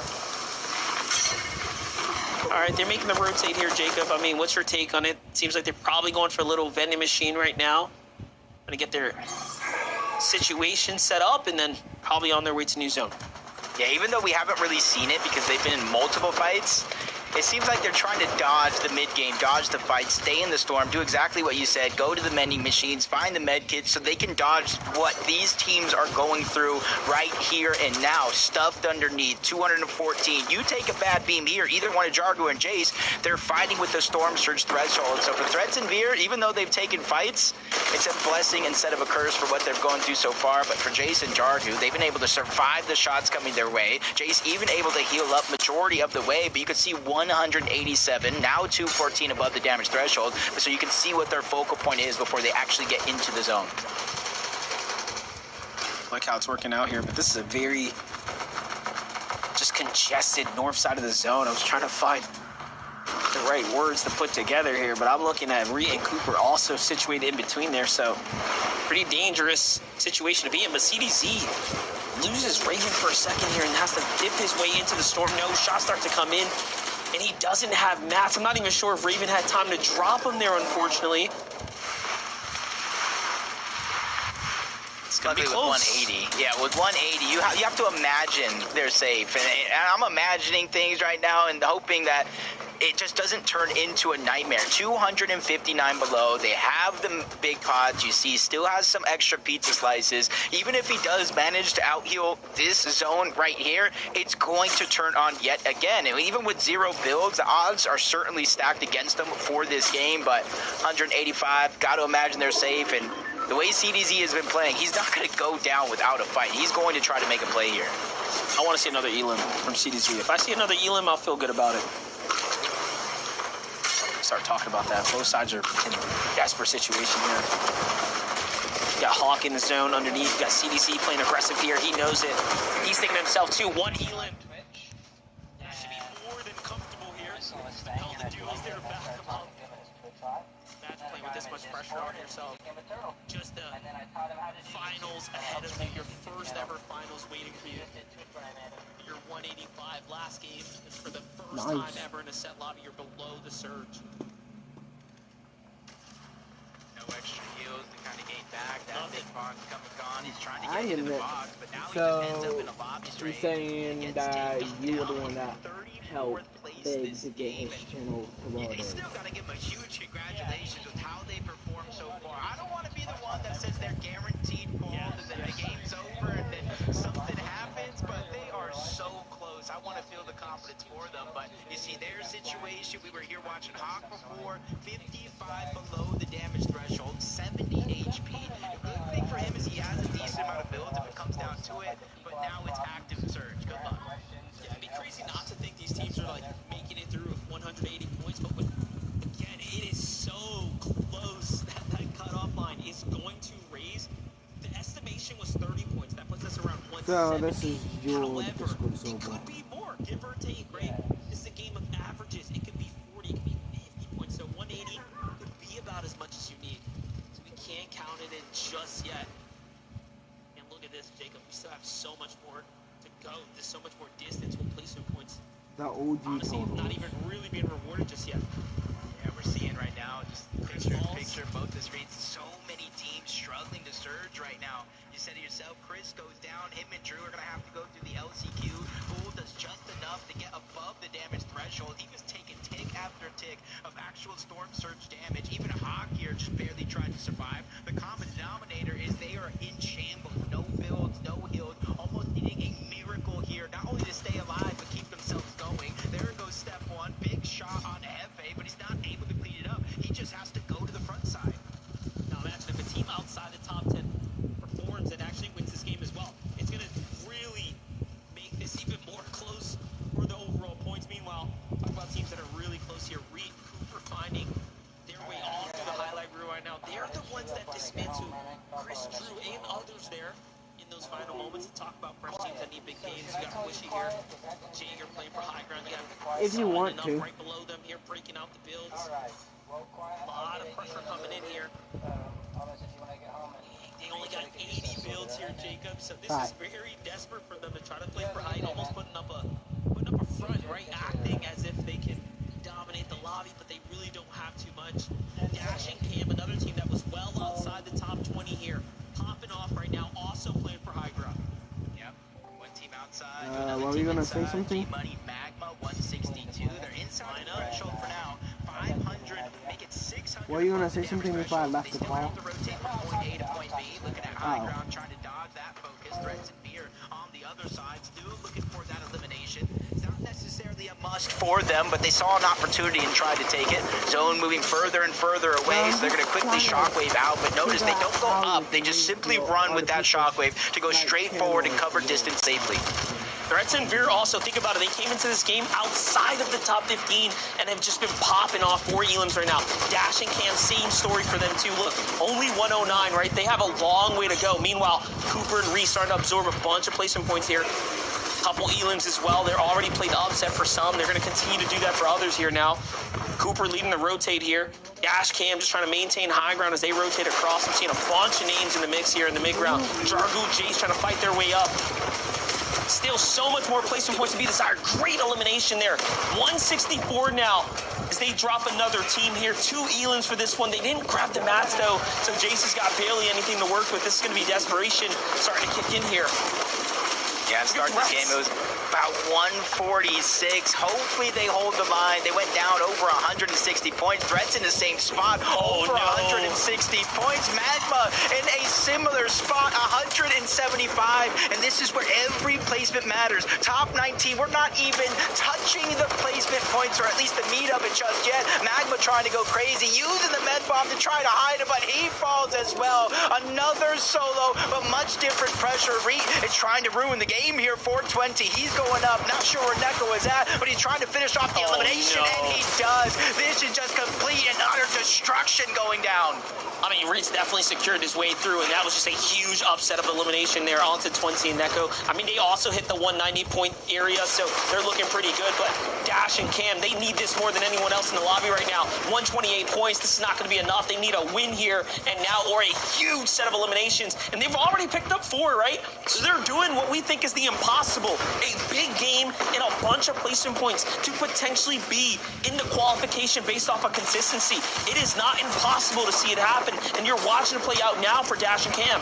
Yeah, and there goes another 3 points right there with Curve getting eliminated. Veno's still trying to go up, but Cam, he's out of builds. He didn't get any of those siphon mats, so he's really at the mercy of Dash to return back, and he does. They get into the same box. Salt, he gets an elimination. Siphon keeping him alive. Naves goes down, but Naves might already have his spot in the finals secured. Salt's trying to do the same thing. Shockwaves up for the backside of zone all the way to the front. Big damage on the JP, and as a solo, he's stolen away the high ground, but that moment only lasts for so long. In comes the Chop. He floats down with the Fizz. He is putting on a masterclass here.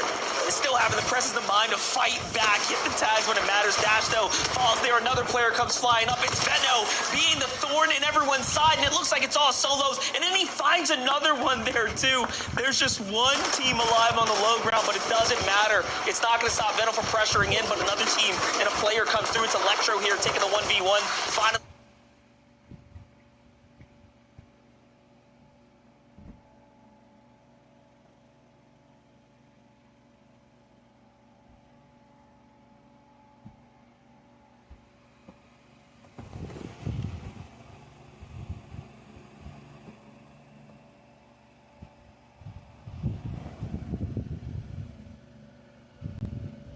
The low ground team starts to put their shots in on the mix. It's Encrypted and Cube from the graveyard out of nowhere at 156.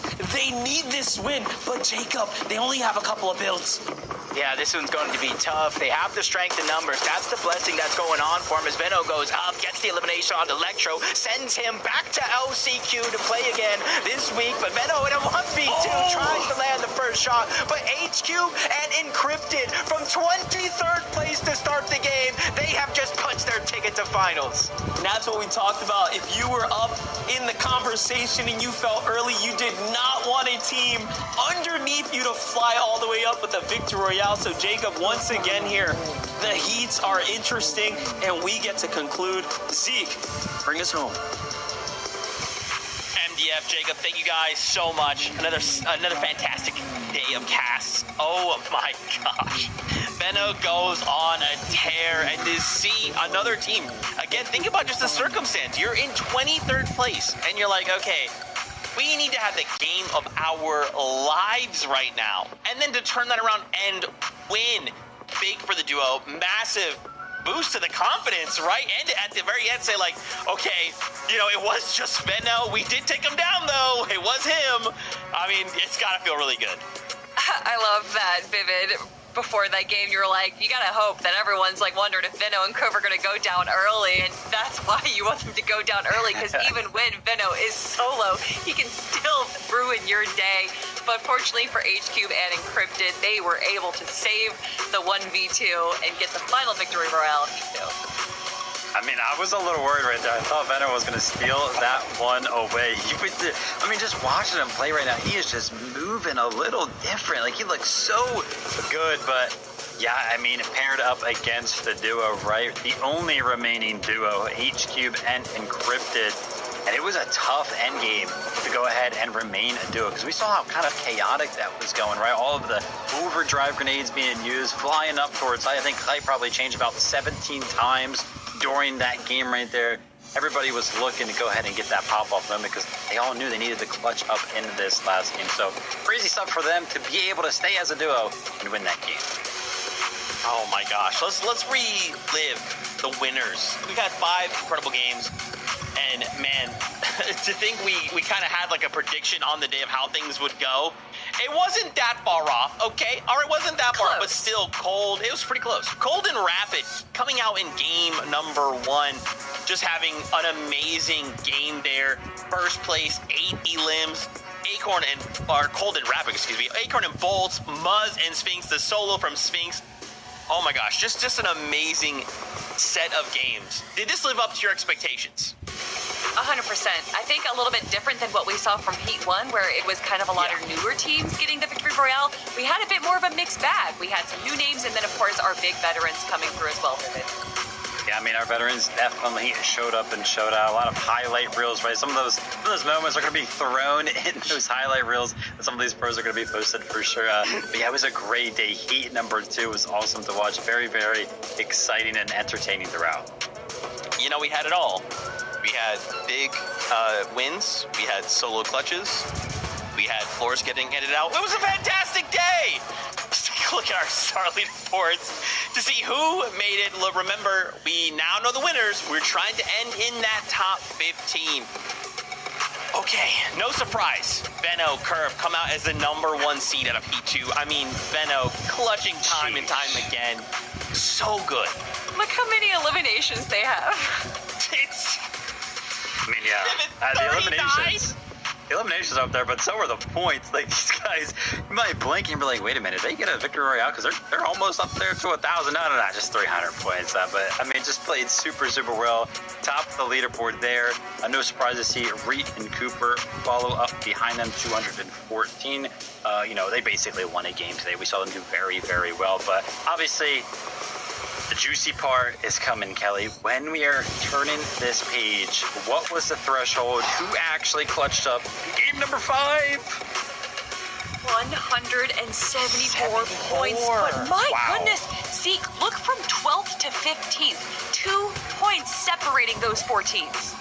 Oh my gosh. Yeah, that's crazy. Like, even look down, right? Like, 10 points really isn't, like, it is a lot, but it also isn't, depending on how elims go, placement goes. Like, oh my gosh, how close this race was.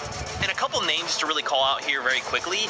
I'm really excited to see G-Monster and Magma coming back in. And honestly, Viv, I think you called them out earlier in 11th place, CDZ and Raven. These guys were doing really, really well. And so now, you know, to kind of put them in a situation where they're going to take it to a finals lobby. I mean, dude, I'm excited. This has got me hyped to see so many new names, to see how they're all going to fare against some of the veterans in that lobby. Yeah, I mean, Kelly, just to break down the numbers a little bit, right? We saw that the Raven duo there, they got 0 points that game, but prior to going into that game, they were second on the consistency leaderboard, right? So they dropped it down to just that many points, but they made it a little bit close. But how crazy is that threshold? I mean, going into that game, it was at 139, and it jumped all the way up to 174. Wow. So some of the teams that, well, they might have been safe, definitely were in for a surprise after that one. And also to mention, we have some big names that were just so close but didn't make it through. But this isn't it for them. We do still have the last chance qualifier team. That's right. You know, it is going to be very difficult, but it's all good.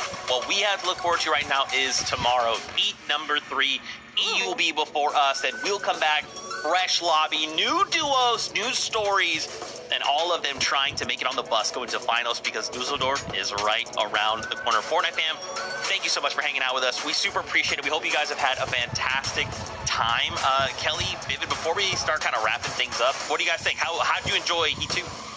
Heat 2 was amazing. I am that much more excited for Heat 3 tomorrow. I think it's going to turn up the heat just a little bit more. Boo. Yeah, absolutely. You know, we had some, we got it all, right? We had some clutches, we had some good moments. We got to see Veno back on NA. Incredible stuff. And yeah, excited to bring us the action again tomorrow. We had some big names in Heat number 3, and I'm excited for it. Oh, yeah. Well, Fortnite fam, thank you guys so much. We'll see you guys tomorrow. Don't forget, EU is right before us. Triple threats out in the item shop. I don't know if you saw that. Kind of a big deal. But until tomorrow, as always, we love you. Keep yourself safe. And we'll see you on that battle bus. Peace.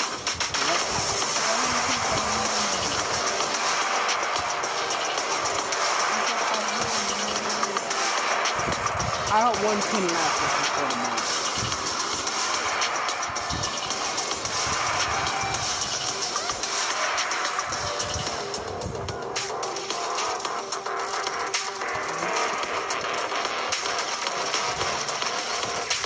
That was in my